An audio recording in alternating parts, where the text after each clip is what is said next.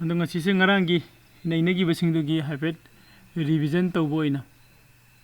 ꯑꯩ ꯁꯝꯂꯞꯄ ꯋꯥꯔꯤ ꯑꯣꯏꯅ ꯁꯨꯝ ꯍꯥꯏꯗꯤ ꯗꯤꯁꯀꯁꯟꯒꯤ ꯇꯥꯏꯞꯇ ꯇꯧꯔꯝꯒꯦ ꯑꯗꯨꯒꯤ ꯃꯇꯨꯡꯗ ꯑꯩꯈꯣꯏ ꯀꯟꯇꯤꯅ꯭ꯌꯨ ꯑꯃꯨꯛ ꯇꯧꯁꯤ ꯉꯔꯥꯡꯁꯦ ꯑꯩꯈꯣꯏ ꯁ꯭ꯇꯣꯛ ꯃꯥꯔꯀꯦꯠꯁꯦ ꯀꯔꯤꯅꯣ ꯑꯗꯨꯒ ꯁꯤꯌꯔ ꯃꯥꯔꯀꯦꯠꯁꯤ ꯀꯔꯤꯅꯣ ꯍꯥꯏꯕꯁꯤ ꯁꯤ ꯃꯇꯥꯡꯁꯤꯗ ꯑꯩꯈꯣꯏ ꯌꯦꯡꯃꯤꯟꯅꯒꯔꯦ ꯅꯠꯇ꯭ꯔꯥ ꯑꯩꯈꯣꯏꯅ ꯁ꯭ꯇꯣꯛ ꯃꯥꯔꯀꯦꯠꯇ ꯆꯪꯉꯤꯁꯤꯁꯨ ꯀꯔꯤꯒꯤꯅꯣ ꯍꯥꯏꯕꯗꯨꯁꯨ ꯁꯦꯡꯅ ꯂꯩꯔꯤꯕ ꯃꯅꯤꯄꯨꯔꯒꯤ ꯏꯆꯤꯟ ꯏꯅꯥꯎ ꯂꯩꯔꯤꯕ ꯃꯌꯥꯝꯁꯤꯗ ꯑꯩꯅ ꯁ꯭ꯇꯣꯛ ꯃꯥꯔꯀꯦꯠꯀꯤ ꯃꯇꯥꯡꯗ ꯃꯌꯥꯝꯗ ꯌꯧꯍꯟꯅꯤꯡꯕ ꯃꯦꯁꯦꯖꯁꯦ ꯁ꯭ꯇꯣꯛ ꯃꯥꯔꯀꯦꯠꯇ ꯆꯪꯁꯤꯜꯂꯒ ꯑꯩꯈꯣꯏꯅ ꯇ꯭ꯔꯦꯗꯤꯡ ꯇꯧꯁꯤ ꯁ꯭ꯇꯣꯛ ꯃꯥꯔꯀꯦꯠꯇ ꯆꯪꯉꯒ ꯑꯩꯈꯣꯏꯅ ꯗꯦꯔꯥꯏꯚꯦꯇꯤቭ ꯃꯥꯔꯀꯦꯠꯇ ꯀꯣꯃꯣꯗꯤꯇꯤ ꯃꯥꯔꯀꯦꯠꯇ ꯇ꯭ꯔꯦꯗ ꯇꯧꯁꯤ ꯍꯥꯏꯖꯕ ꯅꯠꯆꯗꯦꯀꯣ ꯁꯦꯡꯅ ꯍꯥꯏꯔꯒꯗꯤ ꯑꯩꯈꯣꯏ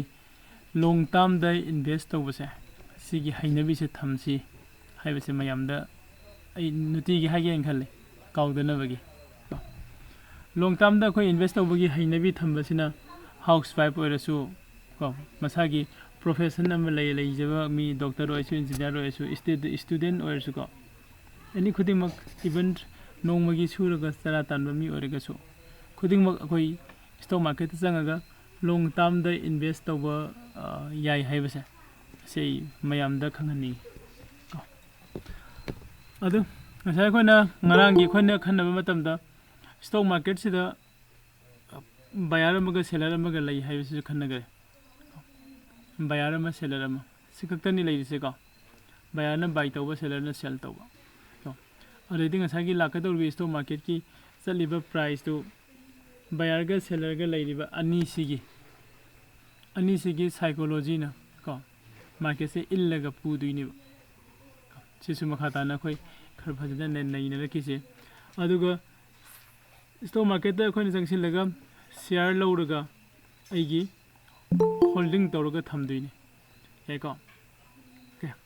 ꯑꯗꯩꯗꯤ ꯑꯩꯈꯣꯏꯅ ꯁ꯭ꯇꯣꯛ ꯃꯥꯔꯀꯦꯠꯇ ꯇ꯭ꯔꯦꯗ ꯇꯧꯕ ꯅꯠꯇ꯭ꯔꯒ ꯇ꯭ꯔꯦꯗꯤꯡ ꯇꯧꯕ ꯍꯥꯏꯕ ꯑꯃ ꯂꯩꯔꯦ ꯇ꯭ꯔꯦꯗ ꯇꯧꯕ ꯍꯥꯏꯁꯦ ꯀꯔꯤꯅꯣ ꯍꯥꯏꯔꯒꯗꯤ ꯕꯤꯖꯤꯅꯦꯁ ꯇꯧꯕꯗꯨꯅꯤ ꯑꯩꯈꯣꯏꯅ ꯇ꯭ꯔꯦꯗ ꯇꯧꯕ ꯍꯥꯏꯁꯦ ꯁ꯭ꯇꯣꯛ ꯃꯥꯔꯀꯦꯠꯇ ꯑꯩꯈꯣꯏꯅ ꯕꯤꯖꯤꯅꯦꯁ ꯇꯧꯕꯁꯦ ꯇ꯭ꯔꯦꯗ ꯇꯧꯕ ꯍꯥꯏ ꯇ꯭ꯔꯦꯗ ꯇꯧꯕ ꯍꯥꯏꯕꯁꯦ ꯂꯥꯛꯇꯣꯏꯁꯦ ꯕꯥꯏ ꯑꯃ ꯑꯗꯨꯒ ꯁꯦꯜ ꯑꯃ ꯕꯥꯏ ꯑꯦꯟ ꯁꯦꯜ ꯉꯥꯛꯇꯅꯤ ꯍꯥꯏꯗꯤ ꯄ꯭ꯔꯣꯐꯤꯠꯅꯦꯕ ꯇꯥꯟꯅꯔꯛꯇꯣꯏꯁꯦ ꯅꯠꯇ꯭ꯔꯥ ꯃꯌꯥꯝꯅ ꯕꯤꯖꯤꯅꯦꯁ ꯇꯧꯕ ꯍꯥꯏꯔꯒꯗꯤ ꯄ꯭ꯔꯣꯐꯤꯠꯇꯨꯅꯦꯕ ꯇꯥꯟꯅꯔꯛꯇꯣꯏꯁꯦ ꯄ꯭ꯔꯣꯐꯤꯠꯁꯤꯗꯤ ꯕꯥꯏ ꯁꯦꯜ ꯇꯧꯗ꯭ꯔꯒꯗꯤ ꯄ꯭ꯔꯣꯐꯤꯠ ꯇꯥꯟꯕꯗꯤ ꯂꯩꯇ꯭ꯔꯦ ꯅꯠꯇ꯭ꯔꯥ ꯁꯥꯔꯚꯤꯁ ꯑꯣꯏꯅ ꯄꯤꯕ ꯌꯥꯏ ꯅꯠꯇ꯭ꯔꯒ ꯑꯦꯅꯤ ꯄ꯭ꯔꯗꯛ ꯑꯣꯏꯅ ꯄꯤꯕ ꯌꯥꯏ ꯍꯥꯏꯔꯤꯕ ꯁꯤꯒꯤ ꯕꯥꯏ ꯁꯦꯜꯁꯦ ꯇꯧꯔꯀꯥꯟꯗ ꯉꯁꯥꯏꯒꯤ ꯑꯩꯈꯣꯏꯅ ꯍꯥꯏꯔꯤꯕ ꯇ꯭ꯔꯦꯗ ꯑꯃ ꯍꯥꯏꯁꯦ ꯀꯝꯄ꯭ꯂꯤꯠ ꯑꯣꯏꯗꯣꯏꯅꯦꯕ ꯋꯤꯗꯥꯎꯠ ꯕꯥꯏ ꯅꯠꯇ꯭ꯔꯒ ꯋꯤꯗꯥꯎꯠ ꯁꯦꯜꯗ ꯑꯩꯈꯣꯏꯅ ꯇ꯭ꯔꯦꯗ ꯑꯃ ꯀꯝꯄ꯭ꯂꯤꯠ ꯑꯣꯏꯔꯦ ꯍꯥꯏꯕ ꯌꯥꯔꯣꯏ ꯌꯥꯏꯀꯣ ꯑꯩꯈꯣꯏꯒꯤ ꯉꯔꯥꯡꯁꯨ ꯑꯩꯅ ꯄꯟꯖꯈꯤꯕ ꯑꯃꯅ ꯅꯣꯔꯃꯦꯜ ꯃꯥꯔꯀꯦꯠꯀ ꯃꯥꯟꯅꯗꯕꯗ ꯅꯣꯔꯃꯦꯜ ꯃꯥꯔꯀꯦꯠꯀ ꯃꯥꯟꯅꯗꯕꯗ ꯁ꯭ꯇꯣꯛ ꯃꯥꯔꯀꯦꯠꯇꯗꯤ ꯁꯦꯜ ꯍꯥꯟꯅ ꯇꯧꯔꯒ ꯀꯣꯟꯅ ꯕꯥꯏ ꯇꯧꯕ ꯌꯥꯕꯒꯤ ꯑꯣꯞꯁꯟꯁꯨ ꯂꯩ ꯌꯥꯏꯀꯣ ꯃꯌꯥꯝ ꯌꯥꯝꯅ ꯁꯔꯄ꯭ꯔꯥꯏꯖꯅꯦ ꯑꯩꯉꯣꯟꯗ ꯁꯨꯡꯂꯩ ꯂꯩꯇꯕ ꯄꯣꯠꯁꯦ ꯍꯥꯏꯗꯤ ꯑꯩꯉꯣꯟꯗ ꯁꯨꯡꯂꯩ ꯂꯩꯇꯕ ꯀꯝꯄꯅꯤꯒꯤ ꯁꯤꯌꯥꯔꯁꯦ ꯑꯩ ꯍꯥꯟꯅ ꯁꯦꯜ ꯇꯧꯁꯤꯜꯂꯒ ꯀꯣꯟꯅ ꯕꯥꯏ ꯇꯧꯕ ꯑꯗꯨꯒ ꯄ꯭ꯔꯣꯐꯤꯠ ꯂꯧꯕ ꯍꯥꯏꯕꯗꯤ ꯑꯦꯛꯖꯥꯝꯄꯜ ꯃꯥꯔꯀꯦꯠꯀꯤ ꯄ꯭ꯔꯥꯏꯁꯀ ꯍꯧꯖꯤꯛ ꯁꯦ ꯁꯄꯣꯁ ABCD ꯍꯥꯏꯔꯤꯕ ꯑꯩꯈꯣꯏꯒꯤ ꯀꯝꯄꯅꯤ ꯑꯃ ꯂꯩꯔꯦ ꯈꯜꯂꯁꯤ ꯃꯥꯒꯤ ꯁꯤꯌꯥꯔꯒꯤ ꯃꯃꯜꯁꯦ ꯍꯧꯖꯤꯛꯀꯤ ꯄ꯭ꯔꯥꯏꯁꯁꯤꯗ 100 ꯂꯩꯔꯦ ꯈꯜꯂꯁꯦꯕ ꯑꯗꯣ ꯃꯥꯁꯦ ꯍꯥꯏꯊꯔꯛꯀꯗꯧꯕꯒꯤ ꯃꯃꯤ ꯑꯃ ꯎꯔꯦꯕ ꯑꯩꯈꯣꯏꯅ ꯑꯩꯒꯤ ꯇꯦꯛꯅꯤꯀꯦꯜ ꯑꯦꯅꯥꯂꯥꯏꯁꯤꯁꯀꯤ ꯃꯇꯨꯡ ꯏꯟꯅ ꯅꯠꯇ꯭ꯔꯒꯅ ꯑꯩꯒꯤ ꯁꯥꯏꯀꯣꯂꯣꯖꯤꯒꯤ ꯃꯇꯨꯡ ꯏꯟꯅ ꯉꯁꯥꯏꯒꯤ 100ꯁꯤꯗꯒꯤ ꯍꯥꯏꯊꯔꯛꯀꯗꯧꯕ ꯎꯔꯦꯕ ꯑꯗꯨ ꯍꯥꯏꯔꯤꯕ XYZ ꯀꯝꯄꯅꯤꯁꯦ ꯑꯩꯈꯣꯏ 100ꯇ ꯁꯦꯜ ꯇꯧꯔꯝꯃꯒ ꯑꯩꯒꯤ ꯇ꯭ꯔꯦꯗꯁꯦ ꯑꯦꯟꯇ꯭री ꯂꯧꯕ ꯌꯥꯏꯕ ꯑꯗꯨꯒ ꯍꯣꯔꯦꯟ ꯑꯩꯈꯣꯏꯅ ꯃꯈꯥꯗ 100ꯇꯒꯤ ꯁꯨꯝ ꯃꯈꯥ ꯍꯟꯊꯈ꯭ರೆ ꯈꯜꯂꯁꯤ 95 ꯌꯧꯔꯦ ꯈꯜꯂꯣ 90 ꯌꯧꯔꯦ ꯈꯜꯂꯣ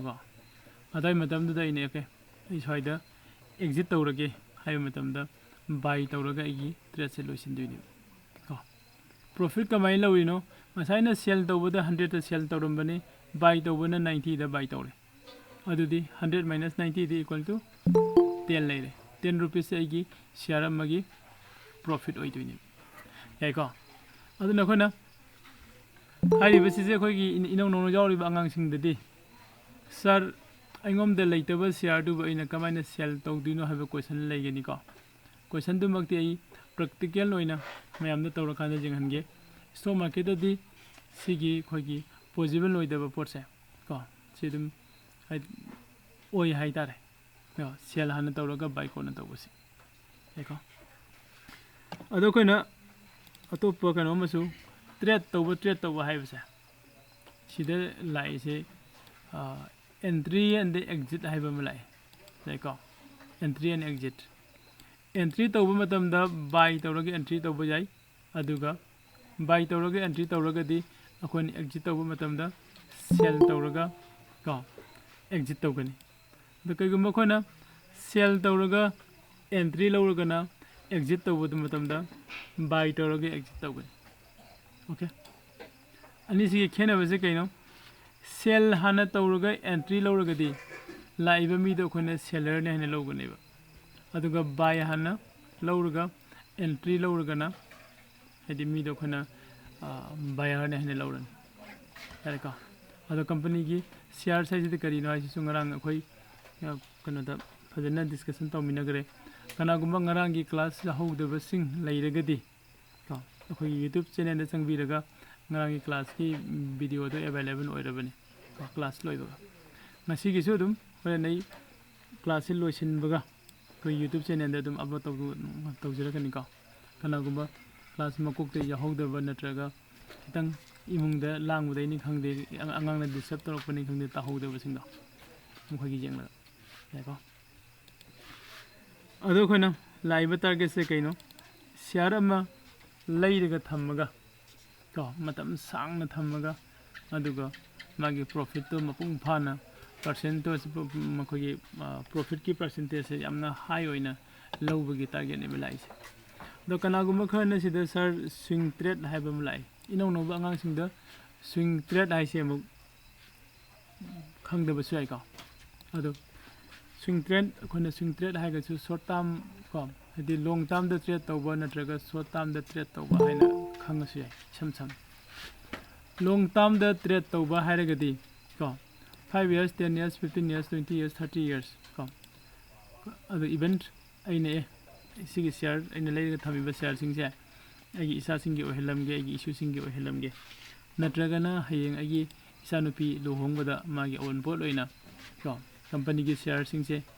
मंगोंद पीबीगे का हायरसु अदाइना अखोइना यामना लॉन्ग टर्म द कंपनी से लैरगा थमजिनगिबा हाइबसिगी प्रॉफिट से अदुगी मतिग यामना याम थाजदबा चांगदा यामना हाई ओइना फंगेको सिमदि इसा इसाना तौरकांदा सुसुम थेंगनरखिनि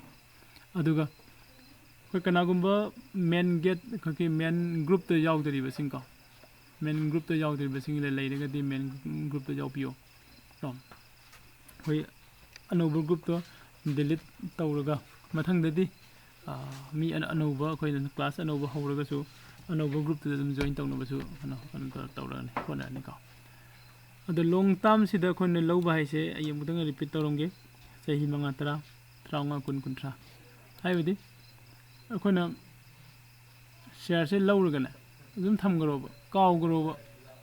अइना शेयर लैरगा थमी हाइसेबा काव थोकपा मखै थमगरोबा दुम को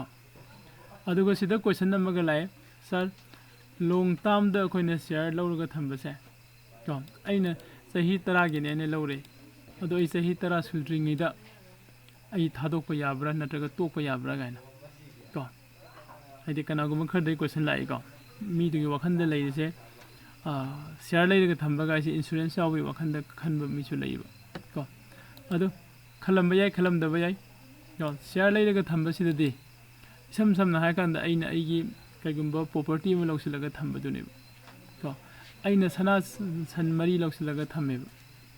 को सही अमा अने अहुम मरी मंगा तरुक सही खरा थमजिले थम्बा मतुंगदे एनी टाइम अगी अचनबा मला काना सनादो इन जोनथोखरगा पैसादो ओंथोगा पैसादो सिनबा याय को सिगा सब मानना मसाय खोना लॉन्ग टर्म दो थमिबा शेयर सिंगसे सिसु एनी टाइम दे नंगी दरका ओरकपगी मतुंगिना शेयर सिंगसे जोनथोखिबा याय जोनथोगा पैसा ओइना नंगने सिनबा यागनि यानि को अदुनु साइकोगी लैरिबा कनोसे concept से long term सिना अइ वखंदा ख्वाइदगी हेना बेस्ट ओयने लवे long term दा शेयर लौरगा को खोइना इन्वेस्ट तौसिन बसे इवन सना से लौरगा खोइना gold invest tꯧꯔꯒ gold se mayam loksillega ina khoi upuda thamme khalasi mangi bayai natra handakta khoi lan tawri lan tawbada jum mai thana rakbada khoi isinau mayam ama lan chena bada sana lupa mayam mangho bu yawi natra ko sumbasi thokta nangai khwaidagi best ti long term da invest tawba long term da invest tawna ba igi Demate and the trading account of open tauba aduna khwaidagi best na inkhale okay aduna masai sida khoina share ma leidaga thambase share ma leidaga thambasida mayamna uriba ganosi anuba angang singda hoji phawda aina piriba message share se leidaga thambaga magi price hengalak puduna ko aduna aigi profit ne haibani so me aduna profit ne ka ada engom da kana ba phangba se adu khakta nate ato basu leiri aina share ama leiraga thamba matam da sahi khuding gi engom da company dagi dividend haiba amsu phangani sahi khuding gi hariba dividend sai kaino haigadi koi thabak tauba kano singna kogi government की job तो busing ना का government की job तो busing सिना कोई निगोन चको वो मयादा कनो fungi का bonus फंगी सुंदरा bonus fungi high Riba bonus तो अदुमाइना कोई कनो दसु stock dividend है ना company सिंग सिना पी देखो company सिंग सिना stock dividend P Kannada P दिनो investor सिंग दा का kadai dei paisa na piri no hayang investor dei ka augadra man invest toriba amount nu du dagi ka augadra haiba ko adu ka auroi ko kadai de no ha kana suppose aina xyz haiba company amada invest tore khalase xyz haiba e kano company amada invest tore khalase haiba invest toriba xyz company se magi sahi magi ko earning laigani मागी सही अमगी तालाइबा पैसा से सिदगी को मागी profit दुदगी हाइतारे profit सिदगी company दुगी annual गी ओइबा मोय general body meeting फमबा मतुंगदा share ममद लुपा कया कया खाइसिगे को लुपा कया कया पीसिगे हाइबा अदुगुम मोयना खन्नरगा पास तौरबा मतुंगदा कंपनी सिना अमुख मागी share holder Koyna share लैरगा थामिबा me Singe share holder hi खंगनैगा share holder singchida to paisa se umpi magi share du gi matungina sahi mada one time pi ba jawi natraga 6 months ki pi ba jawi like power sahi mada amuktang pi ba jawi natraga tha taru ki pi ba jawi to adain tawraga ngasai khona share ma leisilaga thamba haise masida akhoi da kanari se kai kano haidi stock की dividend जो फंगबा अदुगा लोइनना company की share की ममन हेंगल लेदो अदुसु अखोइदा profit दसु फंगबदन हेको ma'am जारी को दम अदना खोइदा final दा खोइना खंगदिसे कैनो हारगदी आइना कंपनी अमगी शेयर अम लेरग थंबसे सिसिदा शेयर दुगी ममन हेंगलकपगी एंगोंदा बेनिफिट फंगबदो अदु खक्तंग नतना कंपनी सिना अखोइ द सही खुदिंगी डिविडेंड हैना बोनस की टाइप दा को पैसा खखसु पीरिबा हारिबा पैसा से आगी स्टॉक की लेरिबा ट्रेडिंग अकाउंट दा पैसा से संगोय कदाइले संगक तुइनो आगी ट्रेडिंग अकाउंट दा कनेक्ट तौरगा थंबा केनो से खगी कनेक्ट तौरगा थमिबा बैंक अकाउंट से सिसिदा डायरेक्ट संगकने सिम यानी को मैम सिम लेरे सिदा कोई IPO हाइबम से लेरी IPO सिसु हयेंग नो मखोय खन्नसे अदुगा कनागुम खरगी खितंग डाउट अमसु क्लियर तौरमगे हाइदे अखोय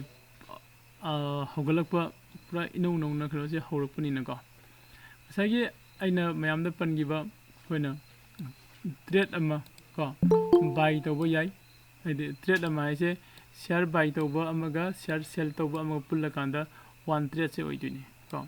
वन ट्रेड से बाय एंड सेल दा ꯑꯗꯨꯒ ꯑꯃꯨꯛ ꯉꯁꯥꯏ ꯋꯥꯟ ꯇ꯭ꯔꯦꯠ ꯍꯥꯏꯁꯦ ꯍꯥꯟꯅꯅ ꯑꯩꯈꯣꯏꯅ ꯕꯥꯏ ꯇꯧꯔꯒ ꯁꯦꯜ ꯇꯧꯕ ꯑꯃ ꯅꯠꯇ꯭ꯔꯒ ꯁꯦꯜ ꯇꯧꯔꯒ ꯕꯥꯏ ꯇꯧꯕ ꯑꯃ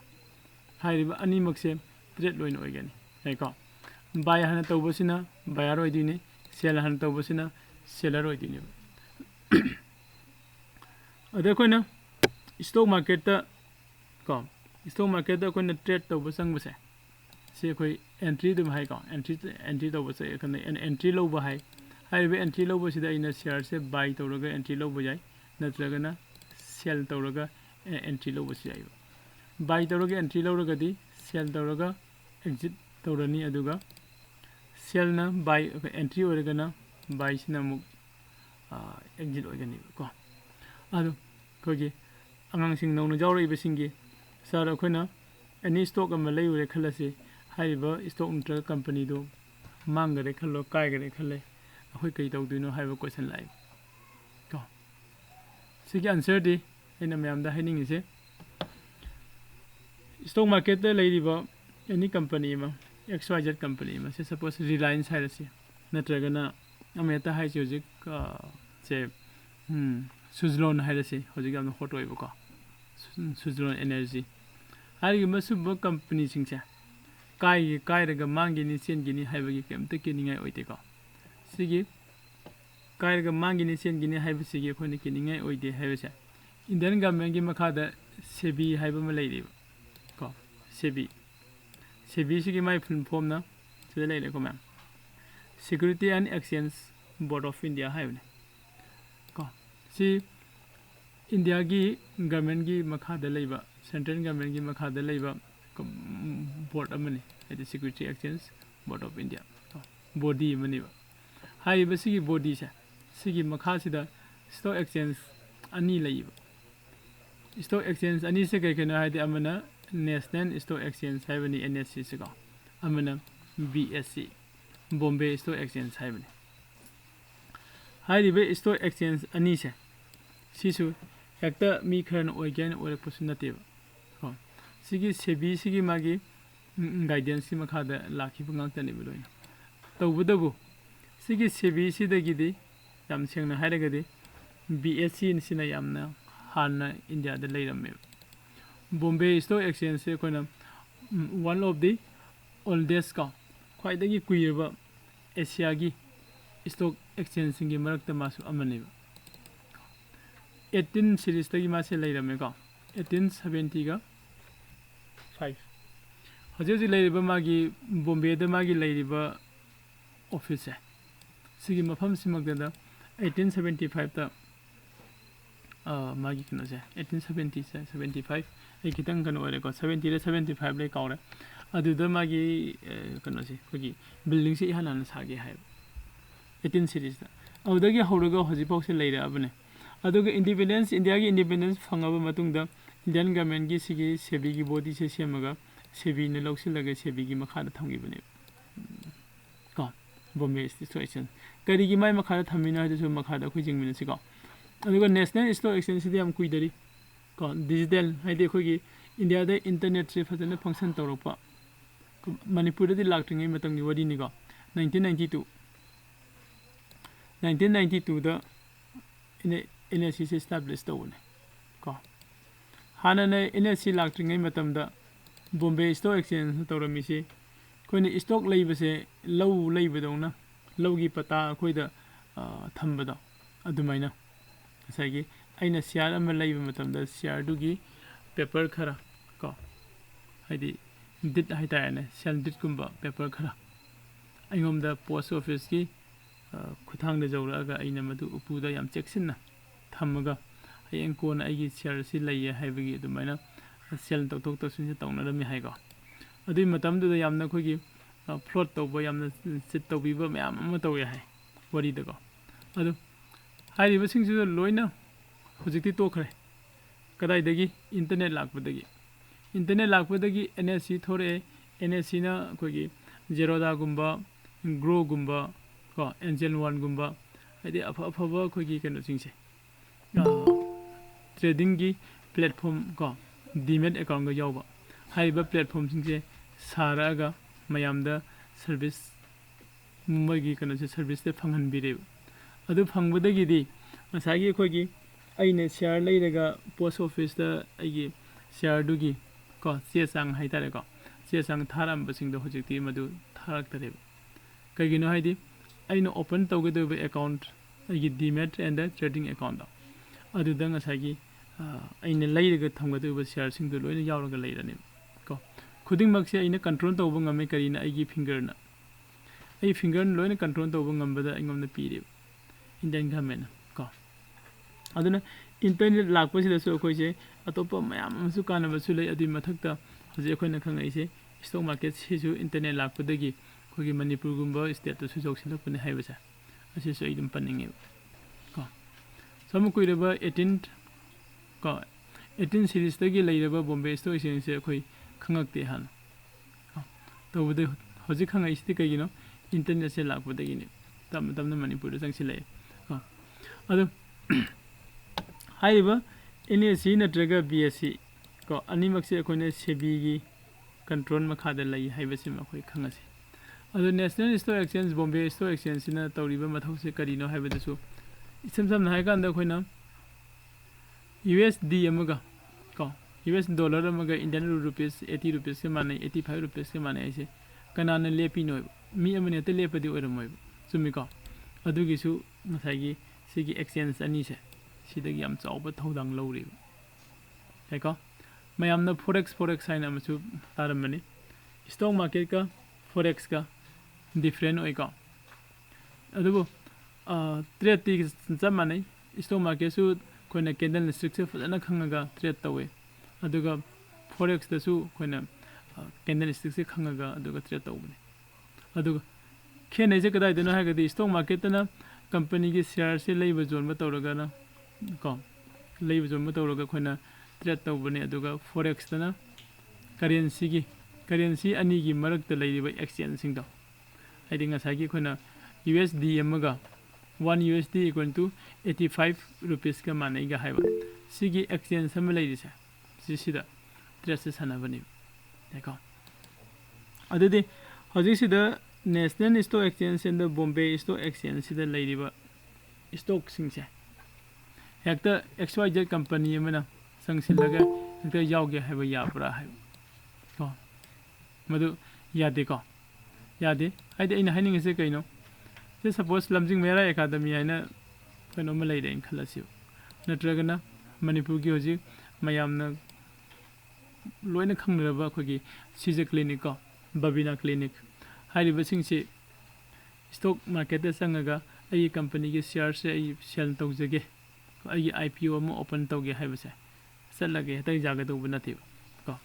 ꯁꯦꯕꯤꯒꯤ ꯇꯥꯔꯝ ꯑꯦꯟ ꯀꯟꯗꯤꯁꯟ ꯀꯣ ꯃꯥꯒꯤ ꯒꯥꯏꯗꯦꯟꯁ ꯀꯣ ꯑꯗꯨ ꯃꯥꯒꯤ ꯀ꯭ꯔꯥꯏꯇꯦꯔꯤꯌꯥ ꯃꯌꯥꯝ ꯑꯃ ꯂꯩꯔꯤꯕ ꯍꯥꯏꯔꯤꯕ ꯀ꯭ꯔꯥꯏꯇꯦꯔꯤꯌꯥ ꯃꯌꯥꯝꯗꯣ ꯂꯣꯏꯅ ꯐꯨꯜꯐꯤꯜ ꯇꯧꯔꯀꯥꯟꯗ ꯉꯁꯥꯏꯒꯤ ꯍꯥꯏꯔꯤꯕ XYZ ꯀꯝꯄꯅꯤ ꯀꯣ ꯃꯈꯣꯏꯁꯦ ꯁ꯭ꯇꯣꯛ ꯑꯦꯛꯁꯆꯦꯟꯖꯇ ꯕꯣꯝꯕꯦ ꯁ꯭ꯇꯣꯛ ꯑꯦꯛꯁꯆꯦꯟꯖꯇ ꯅꯠꯇ꯭ꯔꯒꯅ ꯅꯦꯁꯅꯦꯜ ꯁ꯭ꯇꯣꯛ ꯑꯦꯛꯁꯆꯦꯟꯖꯇ ꯅꯠꯇ꯭ꯔꯒꯅ ꯑꯅꯤꯃꯛꯇ ꯂꯤꯁꯇꯤꯡ ꯇꯧꯕ ꯍꯥꯏ ꯑꯩꯈꯣꯏꯅꯀꯣ ꯍꯥꯏꯗꯤ ꯇ꯭ꯔꯦꯗꯤꯡꯒꯤ ꯁ꯭ꯇꯣꯛ ꯃꯥꯔꯀꯦꯠꯀꯤ ꯀꯩꯅꯣꯁꯤꯗ ꯍꯥꯏꯔꯤꯕ ꯑꯦꯛꯁꯆꯦꯟꯖ ꯑꯅꯤꯃꯛꯁꯦ ꯁꯤꯗ ꯀꯝꯄꯅꯤꯁꯦ ꯑꯩꯈꯣꯏꯒꯤꯁꯦ ꯕꯕꯤꯅꯥ ꯀ꯭ꯂꯤनिꯛ ꯍꯥꯏꯔꯁꯤ ꯕꯕꯤꯅꯥ ꯀ꯭ꯂꯤꯅꯤꯛꯁꯦ ꯁꯤꯗ ꯂꯤꯁꯇꯤꯡ ꯇꯧꯕ ꯌꯥꯕꯒꯤ ꯑꯌꯥꯕꯁꯦ ꯄꯤꯔꯛꯇꯣꯏꯅꯦꯕ ꯀꯣ ꯑꯗꯣ ꯃꯥꯁꯦ ꯉꯁꯤ ꯑꯩꯅ ꯀꯝꯄꯅꯤ ꯑꯃ ꯏꯁꯇꯥꯕ꯭ꯂꯤꯁ ꯇꯧꯔꯒ ꯍꯌꯦꯡ ꯍꯦꯛꯇ ꯂꯤꯁꯇꯤꯡ ꯇꯧꯕ ꯌꯥꯕ꯭ꯔꯥ ꯍꯥꯏꯕ ꯀꯣꯏꯁꯟꯁꯤꯁꯨ ꯀꯅꯥꯒꯨꯝꯕ ꯂꯩꯔꯝꯒꯅꯤ ꯑꯗꯨꯁꯨ ꯌꯥꯗꯦꯀꯣ ꯌꯥꯗꯦ ꯍꯥꯏꯕꯗꯤ ꯉꯁꯥꯏꯒꯤ Bombay stock exchange national stock exchange ꯀꯣ ꯑꯗꯨꯒ ꯁꯦꯕꯤꯒꯤ ꯂꯩꯔꯤꯕ ꯅꯣꯔꯝꯁꯤꯒꯤ ꯃꯇꯨꯡ ꯏꯟꯅ ꯀꯝꯄꯅꯤꯁꯦ ꯀꯌꯥꯝ ꯀꯨꯏꯔꯕ ꯀꯝꯄꯅꯤꯁꯦ ꯍꯧꯖꯤꯛ ꯑꯦꯝꯄ꯭ꯂꯣꯌꯤ ꯀꯌꯥꯝ ꯊꯕꯛ ꯁꯨꯔꯤꯕ ꯃꯥꯒꯤ ꯆꯍꯤ ꯑꯃꯒꯤ ꯇꯔꯟ ꯑꯣꯚꯔꯁꯤꯅ ꯀꯌꯥꯅꯣ ꯀꯣ ꯃꯥꯒꯤ ꯀꯩꯅꯣꯁꯤ ꯆꯍꯤ ꯑꯃꯒꯤ ꯇꯔꯟ ꯑꯣꯚꯔꯁꯦ ꯏꯟꯀ꯭ꯔꯤꯖ ꯇꯧꯔꯛꯏꯕ꯭रा ꯗꯤꯀ꯭ꯔꯤꯖ ꯁꯨꯝꯕ ꯃꯌꯥꯝ ꯑꯃ ꯌꯦꯡꯁꯤꯜꯂꯕ ꯃꯇꯨꯡꯗ ꯀꯣ ꯁꯦꯕꯤꯅ ꯑꯣꯀꯦ ꯁꯤ ꯀꯝꯄꯅꯤꯁꯦ ꯁ꯭ꯇꯣꯛ ꯑꯦꯛꯁꯆꯦꯟꯖꯀꯤ ꯃꯅꯨꯡꯗ ꯂꯤꯁꯇꯤꯡ ꯇꯧꯔꯣ ꯑꯗꯨꯒ ꯃꯥꯒꯤ IPO ꯊꯥꯗꯣꯛꯄ ꯌꯥꯔꯅꯤꯒ ꯍꯥꯏꯕ ꯑꯗꯨꯝꯕ ꯑꯌꯥꯕꯁꯦ ꯄꯤꯔꯀꯥꯟꯗ ꯅꯦꯁꯅꯦꯜ ꯁ꯭ꯇꯣꯛ ꯑꯦꯛꯁꯆꯦꯟꯖ ꯅꯠꯇ꯭ꯔꯒ ꯕꯣꯝꯕꯦ ꯁ꯭ꯇꯣꯛ ꯑꯦꯛꯁꯆꯦꯟꯖꯀꯤ ꯃꯅꯨꯡꯗ ꯍꯥꯏꯔꯤꯕ ꯀꯝꯄꯅꯤꯁꯦ ꯆꯪꯁꯤꯜꯂꯛꯇꯣꯏꯅꯦꯕ ꯌꯥꯔꯦꯀꯣ ꯃꯌꯥꯝ ꯃꯔꯛꯁꯤꯗ ꯀꯅꯥꯒꯨꯝꯕ ꯀꯣꯏꯁꯟ ꯍꯪꯅꯤꯡꯕ ꯂꯩꯔꯁꯨ ꯑꯗꯨꯝ ꯍꯪꯕꯤꯔꯛꯑꯣ ꯑꯗꯣ ꯉꯁꯥꯏꯒꯤ ꯁꯦ ꯑꯦꯛꯖꯥꯝꯄꯜ ꯑꯣꯏꯅ ꯍꯥꯏꯔꯀꯥꯟꯗ ꯖꯣꯃꯥꯇꯣ ꯍꯥꯏꯁꯦ ꯖꯣꯃꯥꯇꯣꯁꯦ ꯑꯩꯈꯣꯏꯒꯤ ꯃꯦꯇ꯭ꯔꯣ ꯁꯤꯇꯤꯁꯤꯡꯗ ꯃꯦꯇ꯭ꯔꯣ ꯁꯤꯇꯤ ꯈꯛꯇ ꯅꯠꯇꯅ ꯏꯟꯗꯤꯌꯥꯒꯤ ꯁꯤꯇꯤ ꯑꯌꯥꯝꯕ ꯃꯐꯝꯗ ꯂꯩꯕ ꯀꯣ ꯑꯆꯥ ꯑꯊꯛ ꯍꯥꯏꯗꯤ ꯉꯥꯏꯍꯥꯛ ꯐꯝꯃꯒ ꯋꯥꯔꯤ ꯋꯥꯇꯥꯏ ꯁꯥꯕ ꯌꯥꯕ ꯀꯣꯐꯤ ꯑꯃ ꯊꯛꯄ ꯑꯗꯩꯗꯤ ꯀꯩꯒꯨꯝꯕ ꯈꯔ ꯕꯔꯒꯔꯒꯨꯝꯕ ꯀꯩꯒꯨꯝꯕ ꯁꯨꯝ ꯆꯥꯅꯤꯡꯕ ꯁꯨꯝ ꯉꯥꯏꯍꯥꯛ ꯆꯥꯕ ꯌꯥꯕ ꯑꯗꯨꯝꯕ ꯔꯦꯁꯇꯨꯔꯦꯟ ꯃꯆꯥꯅꯦꯕ ꯌꯥꯏꯀꯣ ꯀꯣꯐꯤ ꯀꯦꯐꯦꯒ ꯂꯩꯕꯗꯣ ꯑꯗꯨꯒꯤ ꯇꯥꯏꯞꯇ ꯁꯤꯒꯤ ꯖꯣꯃꯥꯇꯣꯁꯤꯅ ꯃꯥꯒꯤ ꯑꯥꯏ ꯄꯤ ꯑꯣ ꯑꯣꯄꯟ ꯇꯧꯈꯤꯀꯣ ꯃꯥꯒꯤ ꯑꯥꯏ ꯄꯤ ꯑꯣ ꯑꯣꯄꯟ ꯇꯧꯕꯁꯦ ꯃꯥꯅ ꯉꯁꯥꯏꯒꯤ ꯁꯦꯕꯤꯁꯤꯗ ꯑꯩꯒꯤ ꯑꯥꯏ ꯄꯤ ꯑꯣ ꯑꯣꯄꯟ ꯇꯧꯖꯒꯦ ꯍꯥꯏꯕꯗꯨꯅꯦꯕ ꯂꯥꯛꯏꯗꯣ ꯀꯣ ꯁꯦꯕꯤꯅ ꯍꯪꯉꯛꯇꯣꯏꯁꯦ ꯃꯥꯒꯤ ꯂꯩꯔꯤꯕ ꯃꯌꯥꯝ ꯀꯝꯄꯅꯤꯗꯨꯒꯤ ꯐꯟꯗꯥꯃꯦꯟꯇꯦꯜ ꯄꯨꯂꯞꯇꯣ ꯌꯦꯡꯉꯕ ꯃꯇꯨꯡꯗ ꯅꯪꯅ ꯅꯪꯒꯤ ꯀꯝꯄꯅꯤꯁꯦ ꯁ꯭ꯇꯣꯛ ꯃꯥꯔꯀꯦꯠꯇ ꯆꯪꯁꯤꯜꯂꯛꯑꯒ ꯅꯪꯒꯤ ꯑꯥꯏ ꯄꯤ ꯑꯣ ꯂꯤꯁꯇꯤꯡ ꯇꯧꯒꯦ ꯅꯠꯇ꯭ꯔꯒꯅ ꯁꯤꯌꯔꯗꯣ ꯂꯤꯁꯇꯤꯡ ꯇꯧꯒꯦ ꯍꯥꯏꯕꯒꯤ ꯂꯥꯛꯏꯁꯦ ꯁꯤ ꯀꯔꯤꯒꯤꯅꯣ ꯍꯥꯏꯕ ꯀꯩꯅꯣꯗꯨꯁꯨ ꯂꯩꯔꯤꯕ ꯃꯥꯒꯤ ꯀꯔꯤ ꯍꯥꯏꯇꯥꯔꯦ ꯑꯄꯥꯝꯕꯗꯣ ꯀꯣ ꯑꯦꯝ ꯑꯦꯟ ꯑꯣꯕꯖꯦꯛ ꯍꯥꯏꯇꯥꯔꯦꯅꯦ ꯑꯗꯣ ꯖꯣꯃꯥꯇꯣꯒꯤ ꯇꯧꯈꯤꯕꯁꯦ ꯃꯥꯅ ꯄꯥꯝꯃꯛꯏꯁꯦ ꯃꯥꯒꯤ ꯕ꯭ꯔꯥꯟꯁꯤꯡꯁꯦ ꯏꯟꯗꯤꯌꯥꯒꯤ ꯂꯩꯔꯤꯕ ꯁꯤꯇꯤꯁꯤꯡꯁꯤꯈꯛ ꯅꯠꯇꯅ ꯀꯣ ꯑꯦꯕ꯭ꯔꯣꯗꯇ ꯑꯦꯛꯁꯄꯥꯟ ꯇꯧꯕ ꯄꯥꯝꯈꯤꯕ ꯀꯣ ꯑꯦꯕ꯭ꯔꯣꯗꯇ ꯑꯦꯛꯁꯄꯥꯟ ꯇꯧꯕ ꯄꯥꯝꯕ ꯃꯇꯝꯗ ꯀꯣ ꯐꯟ ꯃꯌꯥꯝ ꯑꯃ ꯗꯔꯀꯥꯔ ꯑꯣꯏꯔꯦꯕ ꯐꯟꯁꯤꯗꯤ ꯂꯥꯛꯇ ꯅꯠꯇ꯭ꯔꯒ ꯂꯤꯁꯤꯡꯗ ꯅꯠꯇ꯭ꯔꯦ ꯀꯣ ꯏꯟ ꯇꯥꯔꯝꯁ ꯑꯣꯐ ꯀꯔꯣꯔꯗꯅꯦꯕ ꯌꯥꯏꯀꯣ ꯍꯥꯏꯔꯤꯕ ꯏꯟ ꯇꯥꯔꯝꯁ ꯑꯣꯐ ꯀꯔꯣꯔꯗ ꯗꯔꯀꯥꯔ ꯑꯣꯏꯔꯛꯄ ꯀꯩꯅꯣꯁꯤꯡꯁꯦ ꯐꯟꯁꯦ ꯑꯩꯈꯣꯏꯅ ꯏꯟꯗꯤꯌꯥꯒꯤ ꯂꯩꯔꯤꯕ ꯕꯦꯡꯛꯁꯤꯡꯁꯤꯗꯒꯤ ꯂꯣꯟ ꯂꯧꯕꯗꯁꯨ ꯏꯝꯄꯣꯁꯤꯕꯜꯅꯤ ꯑꯗꯩꯗꯤ ꯀꯝꯄꯅꯤꯁꯤꯒꯤ ꯃꯁꯥꯒꯤ ꯂꯩꯔꯤꯕ ꯄꯩꯁꯥꯗꯣ ꯑꯗꯨꯗꯒꯤ ꯂꯣꯏꯅ ꯁꯤꯖꯤꯟꯅꯊꯣꯛꯑꯒꯁꯨ ꯀꯣꯟꯅꯔꯝꯕꯁꯨ ꯌꯥꯏ ꯀꯣꯟꯅꯔꯝꯗꯕꯁꯨ ꯌꯥꯏ ꯀꯔꯤꯒꯨꯝꯕ ꯀꯣꯟꯅꯔꯝꯃꯦ ꯈꯜꯂꯁꯤ ꯑꯗꯨꯁꯨ ꯀꯝꯄꯅꯤ ꯑꯃ ꯂꯩꯔꯒꯗꯤ ꯃꯥꯒꯤ ꯕꯦꯛꯕꯣꯟꯁꯦ ꯌꯥꯝꯅ ꯏꯁꯇ꯭ꯔꯣꯡ ꯑꯣꯏꯕ ꯗꯔꯀꯥꯔ ꯑꯣꯏ ꯍꯥꯏꯕ ꯑꯃꯁꯨ ꯂꯩ ꯃꯗꯨ ꯑꯣꯏꯗ꯭ꯔꯒꯗꯤ ꯀꯝꯄꯅꯤꯗꯨꯒꯤ ꯂꯣꯁ ꯑꯣꯏꯔꯛꯄ ꯃꯇꯝꯗ ꯐꯨꯒꯠꯅꯤꯡꯉꯥꯏ ꯄꯩꯁꯥꯁꯦ ꯂꯩꯇꯕꯗꯒꯤ ꯀꯝꯄꯅꯤꯁꯦ ꯑꯗꯨꯝ ꯁꯤꯈꯤꯕ ꯌꯥꯕꯒꯤ ꯃꯇꯥꯡꯁꯨ ꯂꯩ ꯅꯠꯇ꯭ꯔꯥ ꯑꯗꯨꯅ ꯉꯁꯥꯏꯒꯤ ꯖꯣꯃꯥꯇꯣꯁꯤꯅ ꯃꯥꯒꯤ ꯉꯁꯥꯏꯒꯤ ꯀꯩꯅꯣꯁꯤꯡꯁꯦ ꯕ꯭ꯔꯥꯟꯁꯤꯡꯗꯣ ꯑꯦꯕ꯭ꯔꯣꯗꯇ ꯑꯦꯛꯁꯄꯥꯟ ꯇꯧꯖꯒꯦ ꯍꯥꯏꯔꯒ ꯁ꯭ꯇꯣꯛ ꯃꯥꯔꯀꯦꯠꯇ ꯆꯪꯁꯤꯜꯂꯛꯏꯁꯦ ꯀꯔꯤꯒꯤꯅꯣ ꯑꯗꯨꯗ ꯃꯥꯒꯤ ꯀꯔꯤ ꯀꯥꯟꯅꯕ ꯐꯪꯗꯣꯏꯅꯣ ꯍꯥꯏꯕꯗꯨꯅꯦ ꯀꯣ ꯑꯗꯨꯒ ꯑꯇꯣꯞꯄ ꯀꯣꯏꯁꯟ ꯑꯃꯅ ꯖꯣꯃꯥꯇꯣꯅ ꯁꯦꯕꯤꯗ ꯂꯥꯛꯑꯒ ꯅꯠꯇ꯭ꯔꯒ ꯅꯦꯁꯅꯦꯜ ꯁ꯭ꯇꯣꯛ ꯑꯦꯛꯁꯆꯦꯟꯖꯇ ꯂꯥꯛꯑꯒ ꯅꯠꯇ꯭ꯔꯒꯅ ꯕꯣꯝꯕꯦ ꯁ꯭ꯇꯣꯛ ꯑꯦꯛꯁꯆꯦꯟꯖꯇ ꯆꯪꯉꯛꯑꯒ ꯃꯥꯒꯤ ꯀꯩꯅꯣꯁꯦ ꯂꯤꯁꯇꯤꯡ ꯇꯧꯖꯒꯦ ꯍꯥꯏꯔꯦ ꯃꯣꯏꯅ ꯑꯣꯀꯦ ꯍꯥꯏꯔꯦ ꯑꯗꯨꯒ ꯃꯥꯅ ꯂꯤꯁꯇꯤꯡ ꯇꯧꯔꯛꯏꯕ ꯃꯥꯒꯤ ꯁꯤꯌꯥꯔꯁꯤꯡꯁꯦ ꯑꯁꯤ ꯑꯃꯨꯛ ꯑꯩꯈꯣꯏꯒꯤ ꯏꯟꯚꯦꯁꯇꯔꯁꯤꯡꯁꯤꯅ ꯂꯩꯔꯒ ꯕꯥꯏ ꯇꯧꯔꯒ ꯀꯣ ꯑꯗꯨꯒ ꯍꯣꯜꯗꯤꯡ ꯇꯧꯔꯒ ꯊꯝꯕꯁꯤꯒꯤ ꯀꯥꯟꯅꯕꯁꯤꯅ ꯀꯔꯤꯅꯣ ꯍꯥꯏꯕꯗꯨꯅꯦꯕ ꯑꯅꯤꯁꯤ ꯂꯥꯛꯏꯁꯦ ꯀꯣ ꯌꯦꯡꯃꯤꯟꯅꯁꯤꯀꯣ ꯁꯨꯝ ꯇꯥꯃꯤꯟꯅꯁꯦ ꯑꯗꯨꯒ ꯃꯔꯛꯇ ꯀꯅꯥꯒꯨꯝꯕ ꯀꯃꯦꯟ ꯄꯤꯅꯤꯡꯕ ꯅꯠꯇ꯭ꯔꯒꯅ ꯅꯣꯂꯦꯖ ꯁꯤꯌꯥꯔ ꯇꯧꯅꯤꯡꯕ ꯑꯩ ꯁꯨꯝ ꯃꯔꯛ ꯃꯔꯛꯇ ꯍꯥꯏꯖꯔꯤꯁꯤꯅꯦ ꯁꯨꯝ ꯇꯧꯃꯤꯟꯅꯁꯦ ꯀꯣ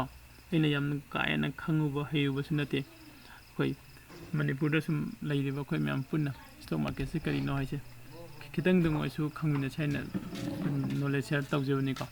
ꯑꯗꯣ ꯍꯧꯖꯤꯛꯇꯤ ꯌꯥꯝ ꯅꯨꯡꯉꯥꯏꯕ ꯑꯃꯁꯨ ꯍꯥꯟꯅꯗꯤ ꯑꯩꯈꯣꯏꯅ ꯁ꯭ꯇꯣꯛ ꯃꯥꯔꯀꯦꯠ ꯀ꯭ꯂꯥꯁꯁꯦ ꯇꯧꯔꯛꯄ ꯃꯇꯝꯗ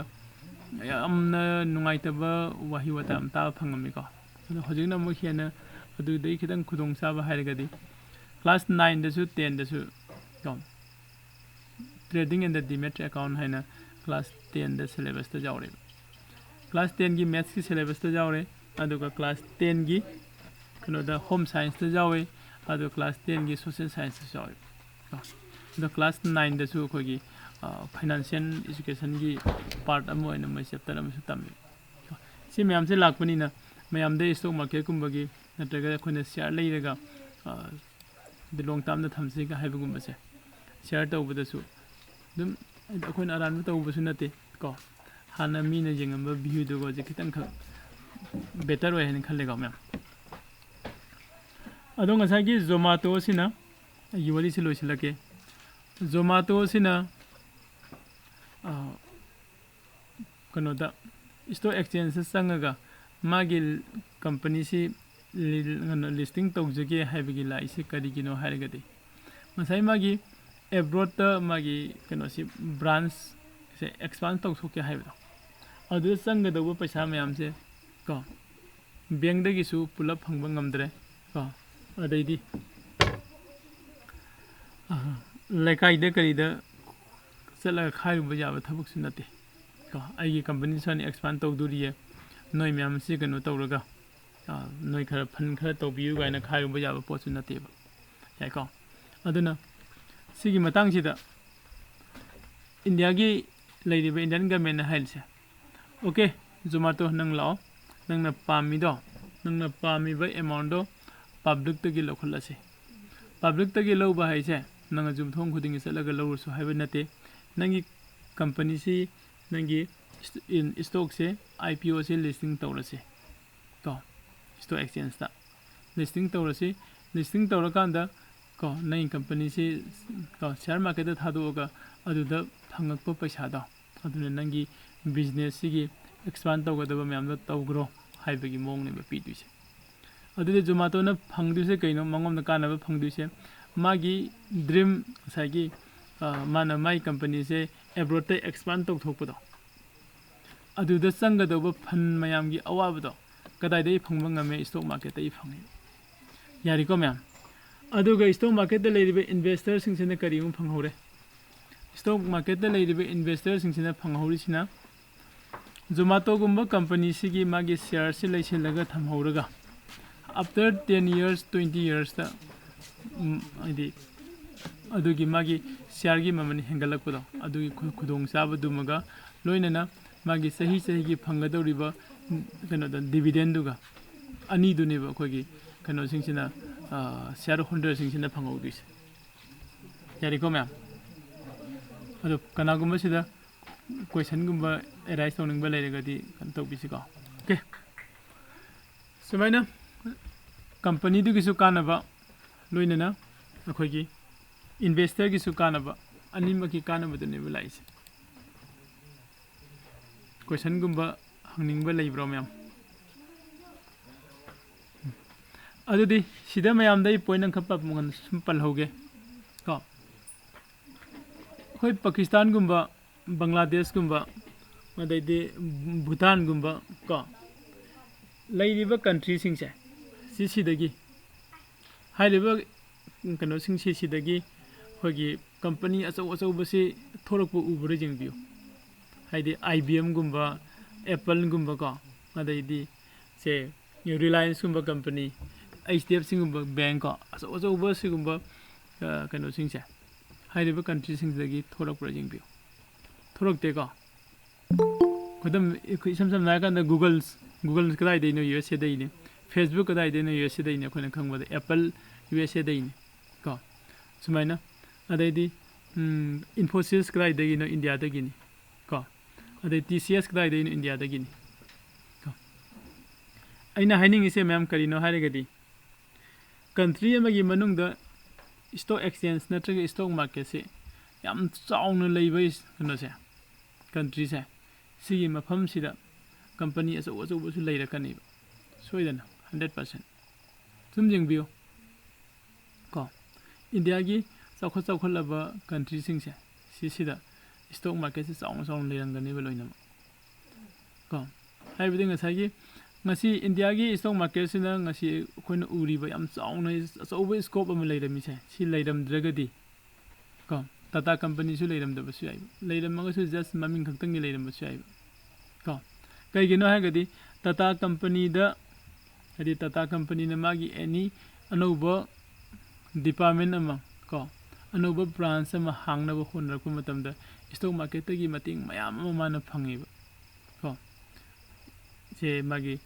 टाटा पावर हाइरे को पावर सेक्टर माना लिंखनबा होनरकु मतमदा टाटा पावर की ममिंगदा कनो हांगिनी को कोगी शेयर IPO ओपन तोइनेबा द TCS को मयामना खंगनैसिने इंडिया खक नतना वर्ल्ड की ओइना मयामना मसक फजना खंगनरबा कोगी IT सेक्टर की कंपनी नेबा TCS सैना कंपनी मयाम अमा इंडिया द लैदिगो हाइबा इंडिया द लैदिबा कंपनी सिंसिना चाउखलै सिंसे मखोगी दका ओइबा फन सिंदुदी स्टॉक मार्केट द चंगसिलगा अखोय प्रजा मयाम दै खोंगत पनेबा को अखोय प्रजा मयाम न मुका मु हाइरिबा ꯍꯥꯏꯗꯤ ꯄ꯭ꯔꯖꯥ ꯍꯥꯏꯗꯤ ꯏꯟꯚꯦꯁꯇꯔꯁꯤ ꯑꯣꯏꯗꯣꯏꯅꯤꯀꯣ ꯏꯟꯚꯦꯁꯇꯔ ꯃꯌꯥꯝꯁꯤꯅ XYZ ꯀꯝꯄꯅꯤꯁꯤꯗ ꯑꯣꯀꯦ ꯀꯣ ꯅꯪꯒꯤ ꯁꯤꯌꯥꯔꯁꯤꯅ ꯑꯩꯈꯣꯏꯅ ꯂꯧꯔꯦ ꯅꯪꯅ ꯄꯩꯁꯥꯁꯦ ꯄꯥꯏꯔꯣ ꯀꯣ ꯑꯗꯨꯒ ꯅꯪꯅ ꯇꯧꯅꯤꯡꯗꯣ ꯇꯧꯔꯣ ꯍꯥꯏꯅ ꯄꯤꯊꯣꯛꯄꯒꯨꯝꯕꯅꯦꯕ ꯏꯁꯝ ꯁꯝꯅ ꯍꯥꯏꯔꯒ ꯉꯁꯥꯏꯒꯤ ꯑꯩꯅ ꯔꯤꯂꯥꯌꯟꯁꯀꯤ ꯁꯤꯌꯥꯔ ꯈꯔ ꯄꯥꯏꯔꯦ ꯈꯜꯂꯁꯤ ꯔꯤꯂꯥꯌꯟꯁꯀꯤ ꯁꯤꯌꯥꯔ ꯑꯩꯅ ꯄꯥꯏꯕ ꯍꯥꯏꯁꯦ ꯔꯤꯂꯥꯌꯟꯁꯇ ꯑꯩꯅ ꯄꯩꯁꯥꯈꯔ ꯄꯤꯔꯒ ꯁꯤꯌꯥꯔꯗꯣ ꯑꯩꯒꯤ ꯑꯣꯏꯔꯒ ꯊꯝꯃꯤꯅꯦꯕ ꯑꯩꯅ ꯄꯤꯒꯔꯤꯕ ꯄꯩꯁꯥꯗꯨꯅ ꯔꯤꯂꯥꯌꯟꯁꯀꯤ ꯁꯤꯌꯥꯔ ꯄꯔꯁꯟꯗꯨꯅ ꯀꯩꯗꯧꯗꯣꯏꯅꯣ ꯃꯥꯅ ꯑꯩꯒꯤ ꯊꯕꯛ ꯇꯧꯕꯤꯗꯣꯏꯅꯦꯕ ꯑꯩꯒꯤ ꯄꯩꯁꯥꯗꯣ ꯂꯧꯁꯤꯜꯂꯒ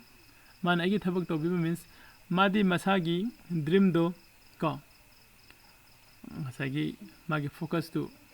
ꯇꯥꯔꯒꯦꯠꯇꯨ ꯌꯧꯅꯅꯕ ꯋꯥꯛ ꯇꯧꯔꯒ ꯂꯩꯗꯣꯏꯅꯦꯕ ꯃꯥꯅ ꯋꯥꯛ ꯇꯧꯔꯒ ꯂꯩꯔꯛꯄ ꯃꯇꯝꯗ ꯔꯤꯂꯥꯌꯟꯁꯀꯤ ꯃꯥꯔꯀꯦꯠꯀꯤ ꯚꯦꯂꯨꯁꯦ ꯍꯦꯟꯒꯠꯂꯛꯇꯣꯏꯅꯤ मार्केट की वैल्यू से हेंगलक रिलायंस की शेयर की ममन हेंगलक्तने से शेयर की ममन हेंगलगदी कनाई कानबनो को इन्वेस्टर की कानबने अब इन्वेस्टर खक्तंगी नते कंपनी कानईनी सुमाइना अखोइना स्टॉक मार्केट लेरंबगी कंट्री अमगी कानब मयाम अमसु लेरिको अखोइना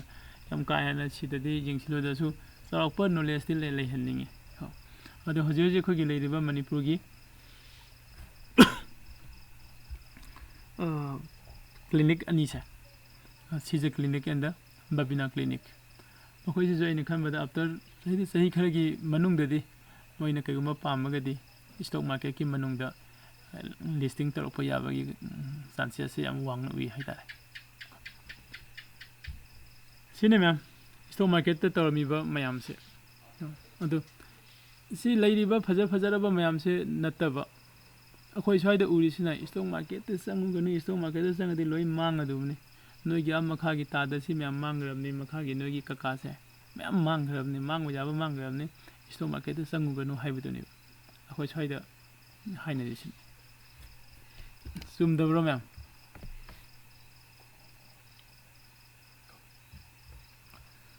सुमाइना लै अदो जिक हाइरिबा मैम से अखोइ चौराकप म खंगबनिना स्टॉक मार्केट त अखोइना चंगसिलगा लॉन्ग टर्म द को बाय तौरगा थंबदा थोइदोना अकाइबा लैते हैना खले हेको अंदो अखोइना लॉन्ग टर्म द इना कंपनी अमा बाय तौरगा मागी शेयर से बाय तौरगा थंबा हाइबसा कंपनी दुगी ओनरशिप अइगोमदसु फंगबने अइगोमदा फंगे हाइसिगी सब साबा प्रूफ हयंग इसा इसाना खंगखिने नंगना suppose State Bank of India की शेयर खर लैरगा थमे खलसे स्टेट बैंक ऑफ इंडिया की एनुअल फंक्शन तौरको मतमदा नंगोमदा इनविटेशन कार्ड जौरकने फंक्शन दे अटेंड तौबियो याको अदैदि अमुकमु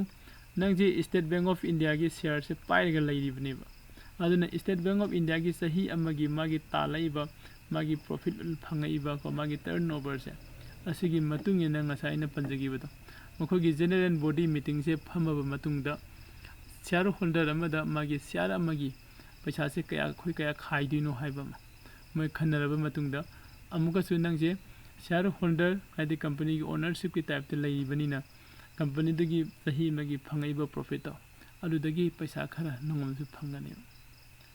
को शेयर अमगी लुपा असुक हाइना लाकनी नंगना शेयर चाम लैरमगदी सपोज शेयर अमद लुपा तरा तरा फंगे खलसे शेयर चाम नंगे पाइरमगदी क्या ओरने 100 to 10 का 1000 मु ओरन अदोइना इन 50000 पाइरमगदी 50000 शेयर्स इन पाइरगा लैरगदी लुपा तरा दंग लाकपदा क्याउ तारमने 5 लाख मुक तारमने हा सुमाइना डिविडेंड सिसु अखोइना इन इन्वेस्ट तौदुबे अमाउंट से खल चाउना तौरगदी डिविडेंड खक्तंग लौरगा हिंगबा मिसु लैको सेंगना आई इसामक अइना 2018 दा दिल्ली की लाजपत नगर दको IFMC दा ट्रेनिंग जाउ मतमदा कनदगी कोलकाता दगी मिलिकान थाइना इमानबा मपुलै मागी वरी याम फजै हयंग नो मै लीगे को मै पपाना लैगिद्रा मतुंगदा मगी ममाना मोइसे असाइगी कनोसिदगी कोगी स्टॉक मार्केट तगी डिविडेंड सिगा शेयर मसा मसु खरगा जो जोंथोक जोंसिन तौरकांदा को मै मसुमना अनि से लाइक दसु फजना तमगा जोगे ꯑꯗꯨꯒꯤ ꯃꯇꯨꯡꯗꯁꯨ ꯁꯤꯌꯥꯔ ꯃꯌꯥꯝ ꯑꯃꯁꯨ ꯃꯣꯏ ꯄꯄꯥꯅ ꯊꯅꯝꯕꯩ ꯋꯥꯔꯤ ꯂꯩꯕ ꯑꯁꯦꯡꯕ ꯋꯥꯔꯤꯅꯤꯀꯣ ꯊꯣꯛꯈꯤꯕ ꯁꯥꯖꯤꯟꯕ ꯅꯠꯇꯕ ꯑꯗꯨꯃꯥꯏꯅ ꯂꯩꯌꯦ ꯃꯌꯥꯝ ꯑꯗꯣ ꯃꯌꯥꯝꯁꯦ ꯇꯨꯃꯤꯟꯅ ꯂꯣꯏ ꯂꯩꯔꯦ ꯉꯁꯥꯏꯗꯒꯤ ꯑꯩꯅ ꯉꯥꯡꯉꯤꯕ ꯑꯩꯅ ꯃꯌꯥꯝꯗ ꯁꯨꯝ ꯁꯤꯌꯥꯔ ꯇꯧꯔꯤꯕ ꯅꯣꯂꯦꯖꯁꯤꯡꯁꯦ ꯁꯤꯁꯤꯗ ꯀꯅꯥꯒꯨꯝꯕ Sir, ꯍꯪꯅꯤꯡꯕ kainomta hangzawge. ꯑꯧ ꯍꯥꯏꯕꯤꯔꯛꯑꯣ Se aina lupa yankhaida layyu potse. ꯎꯝ Se haying lising yawre khalase ba wari se. ꯍꯣꯏ Ado aina lising chenbadai lising ji yonthoage na khalak taragadi ꯎꯝ kanana lehawgadoino sine aina hangningisi. Okay Hangningis. ꯑꯩꯈꯣꯏꯒꯤ ꯏꯟꯗꯤꯌꯥꯒꯤ stock ꯃꯥꯔꯀꯦꯠꯁꯦ ꯑꯗꯨꯛꯀꯤ ꯃꯇꯤꯛ ꯆꯥꯎꯋꯤ ꯀꯣ ꯆꯥꯎꯕ means market ꯇꯧꯕ ꯂꯥꯛꯄ ꯃꯤꯁꯦ ꯑꯗꯨꯛꯀꯤ ꯃꯇꯤꯛ ꯌꯥꯝꯃꯦꯕ ꯑꯗꯨꯅ ꯑꯦꯅꯤ ꯇꯥꯏꯝꯗ ꯑꯩꯈꯣꯏꯅ ꯁ꯭ꯇꯣꯛ ꯑꯃꯒꯤ ꯁꯤꯌꯥꯔꯁꯦ ꯂꯩꯕꯁꯨ ꯐꯪꯉꯤ ꯌꯣꯟꯕꯁꯨ ꯐꯪꯉꯤ ꯑꯗꯨ ꯀꯩꯒꯨꯝꯕ ꯃꯇꯝꯗ ꯂꯩꯕ ꯐꯪꯗꯕ ꯃꯇꯥꯡ ꯌꯥꯎꯔꯛꯑꯦ ꯀꯣ ꯑꯗꯣ ꯀꯅꯥꯅ ꯂꯩꯍꯧꯒꯗꯒꯦ ꯍꯥꯏꯕ ꯀꯣꯏꯁꯟꯁꯦ ꯁꯤ ꯑꯩꯅ ꯁ꯭ꯇꯣꯛꯇ ꯆꯪꯁꯤꯜꯂꯀꯥꯟꯗꯁꯨ ꯊꯦꯡꯅꯔꯛꯀꯅꯤ ꯑꯩꯅ ꯌꯣꯟꯕ ꯃꯇꯝꯗ ꯍꯥꯏꯗꯤ ꯂꯩꯕꯤꯅꯤꯡꯉꯥꯏ ꯂꯩꯇꯕ ꯃꯤꯁꯦ ꯂꯩꯇꯦ ꯑꯗꯨꯝ ꯕꯌꯥꯔꯁꯨ ꯑꯗꯨꯝ ꯂꯩ ꯁꯦꯂꯔꯁꯨ ꯁꯨꯝ ꯂꯩ ꯌꯥꯏꯀꯣ ꯑꯗꯨꯅ ꯑꯩꯅ ꯌꯣꯟꯅꯤꯡꯕ ꯃꯇꯝꯗ ꯑꯗꯨꯝ ꯌꯣꯟꯕ ꯐꯪꯒꯅꯤ ꯉꯁꯥꯏ ꯑꯩꯅ ꯂꯣꯡ ꯇꯥꯝꯗ ꯊꯝꯕꯁꯤꯡꯁꯦ ꯑꯗꯨꯒ ꯀꯩꯒꯨꯝꯕ ꯁꯦ ꯀꯝꯄꯅꯤ ꯑꯃ ꯉꯔꯥꯡ ꯑꯩꯅ ꯁꯨꯝ ꯃꯌꯥꯝꯗ ꯃꯣꯅꯣꯠ ꯍꯥꯏꯅ ꯑꯃ ꯍꯥꯏꯕꯗꯣ ꯅꯠꯇ꯭ꯔꯒꯅ ꯁꯨꯖꯂꯣꯟ ꯄꯋꯥꯔꯗꯣ ꯉꯁꯤꯗꯤ ꯇ꯭ꯔꯦꯠ ꯐꯖꯅ ꯇꯧꯔꯦ ꯀꯩꯒꯤꯅꯣꯗꯤ ꯃꯥꯁꯦ ꯃꯥꯒꯤ ꯇꯥꯔꯒꯦꯠ ꯑꯃ ꯀꯣ ꯍꯥꯏꯗꯤ ꯃꯥꯒꯤ ꯔꯦजिस्टेंस ꯑꯃ ꯃꯐꯝ ꯑꯃ ꯌꯧꯁꯤꯟꯈ꯭ꯔꯦꯕ ꯑꯗꯨꯒꯤ ꯃꯐꯝꯗꯨꯗꯒꯤ ꯃꯥꯁꯦ ꯍꯧꯖꯤꯛ ꯍꯥꯏꯊꯔꯛꯄ ꯅꯠꯇ꯭ꯔꯒꯅ ꯉꯥꯏꯍꯥꯛ ꯑꯗꯨꯋꯥꯏꯗ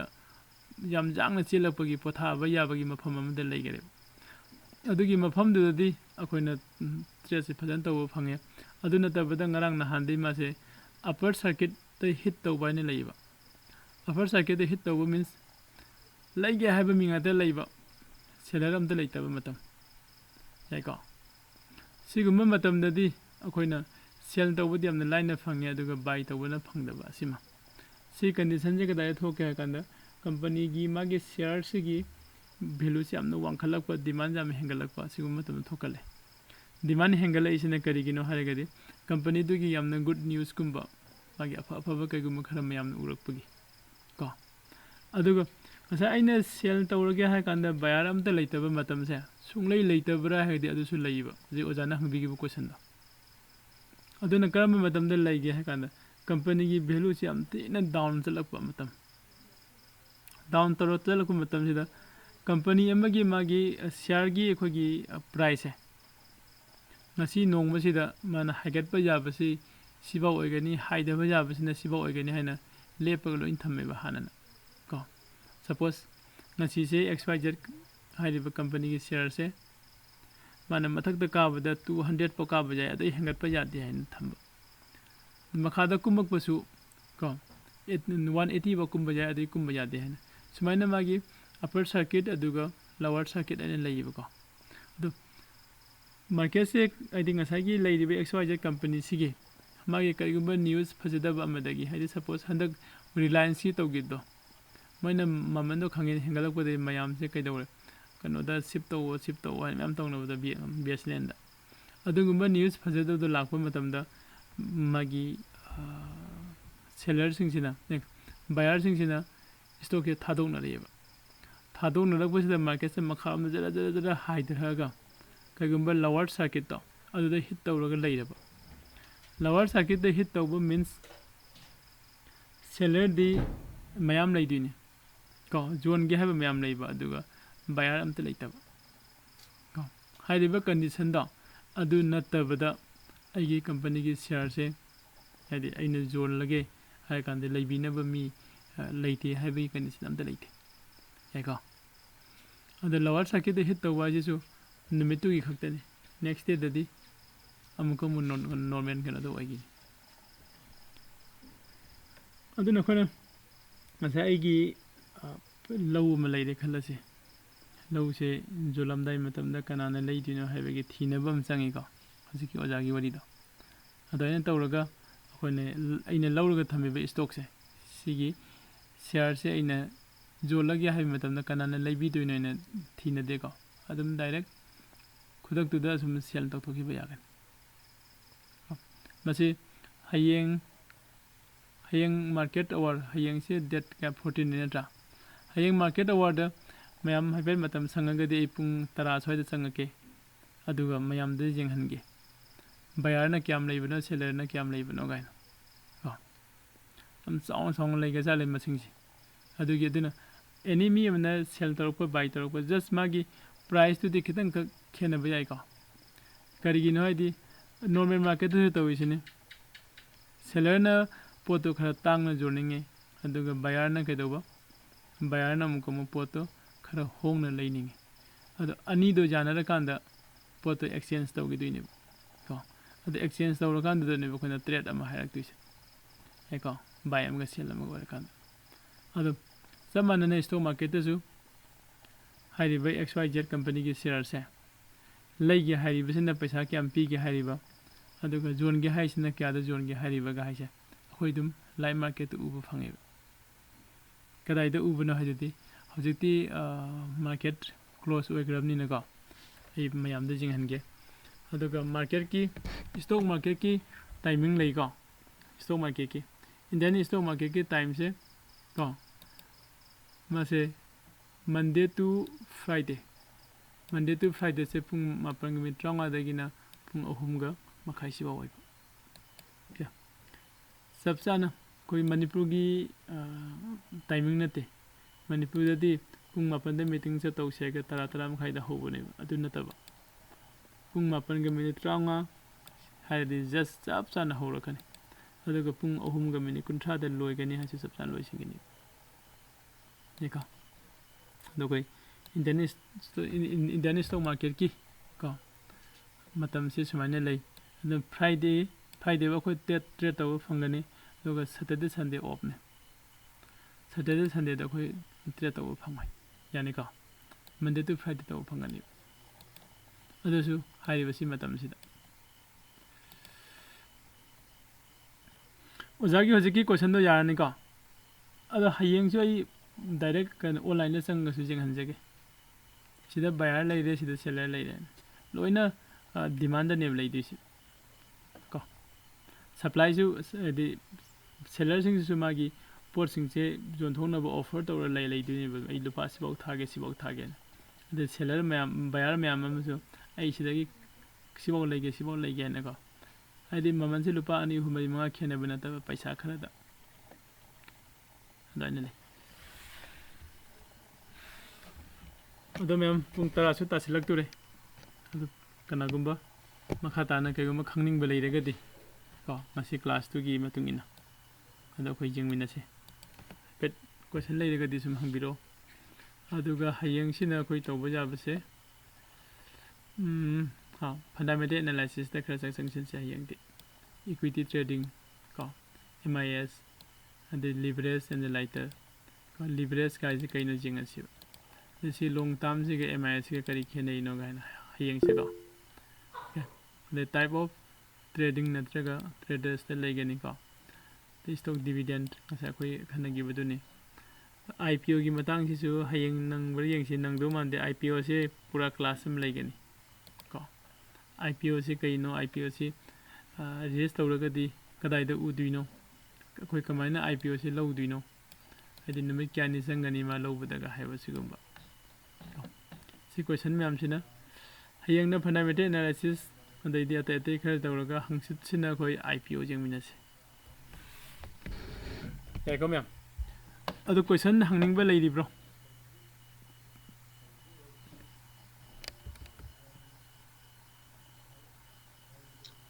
ꯁꯥꯔ ꯀꯩꯅꯣꯝꯇ ꯍꯪꯖꯍꯧꯒꯦꯕ ꯍꯥꯏꯕꯤꯔꯛꯑꯣ ꯁꯥꯔꯅ ꯉꯁꯥꯏ ꯇꯥꯛꯄꯤꯈꯤꯕꯗ ꯂꯣꯡ ꯇꯥꯔꯝ ꯏꯟꯚꯦꯁꯃꯦꯟꯁꯦ ꯁꯤ ꯇꯧꯕ ꯃꯇꯝꯗ ꯍꯥꯏꯗꯤ ꯇꯥꯇꯥꯒꯨꯝꯕꯁꯤꯗꯤ ꯑꯗꯨꯝ ꯀꯥꯏꯔꯣꯏꯗꯅ ꯁꯥꯔ ꯃꯥꯅꯤ ꯑꯗꯣ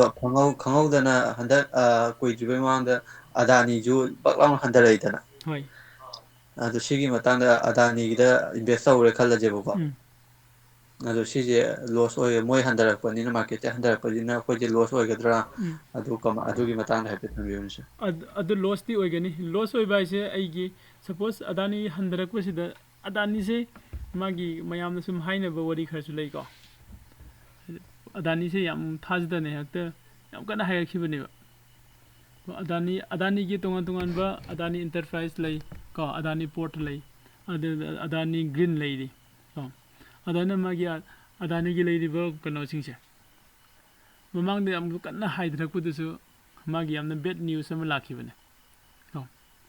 ꯑꯗꯣ ꯉꯁꯥꯏꯒꯤ ꯑꯩꯈꯣꯏꯅ ꯍꯥꯏꯈꯤꯕꯗꯣ ꯃꯥꯔꯀꯦꯠ ꯑꯃ ꯀꯥꯕ ꯅꯠꯇ꯭ꯔꯒ ꯀꯨꯝꯕ ꯍꯥꯏꯁꯦ ꯃꯌꯥꯝꯒꯤ ꯁꯥꯏꯀꯣꯂꯣꯖꯤꯅ ꯄꯨꯔ ꯆꯠꯄ ꯉꯥꯛꯇꯅꯦꯕ ꯂꯣꯏꯅ ꯑꯗꯥꯅꯤꯒꯤ ꯕꯦꯗ ꯅ꯭ꯌꯨꯁꯁꯦ ꯂꯥꯛꯄ ꯃꯇꯝꯗ ꯑꯁ ꯃꯥꯏ ꯁꯤꯌꯥꯔꯁꯦ ꯗꯥꯎꯟ ꯆꯠꯈ꯭ꯔꯅꯤ ꯑꯩꯈꯣꯏꯒꯤ ꯂꯩꯁꯤꯡꯁꯦ ꯊꯥꯗꯣꯛꯍꯧꯔꯁꯦ ꯍꯥꯏꯕꯗꯨꯅꯦꯕ ꯊꯥꯗꯣꯛꯅꯔꯛꯏꯁꯦ ꯀꯣ ꯑꯗꯨꯒ ꯁꯤꯅ ꯑꯃꯔꯣꯝ ꯆꯠꯈ꯭ꯔꯦ ꯉꯁꯥꯏꯒꯤ ꯏꯅꯥꯎꯅ ꯍꯪꯉꯤꯕ ꯑꯩꯒꯤ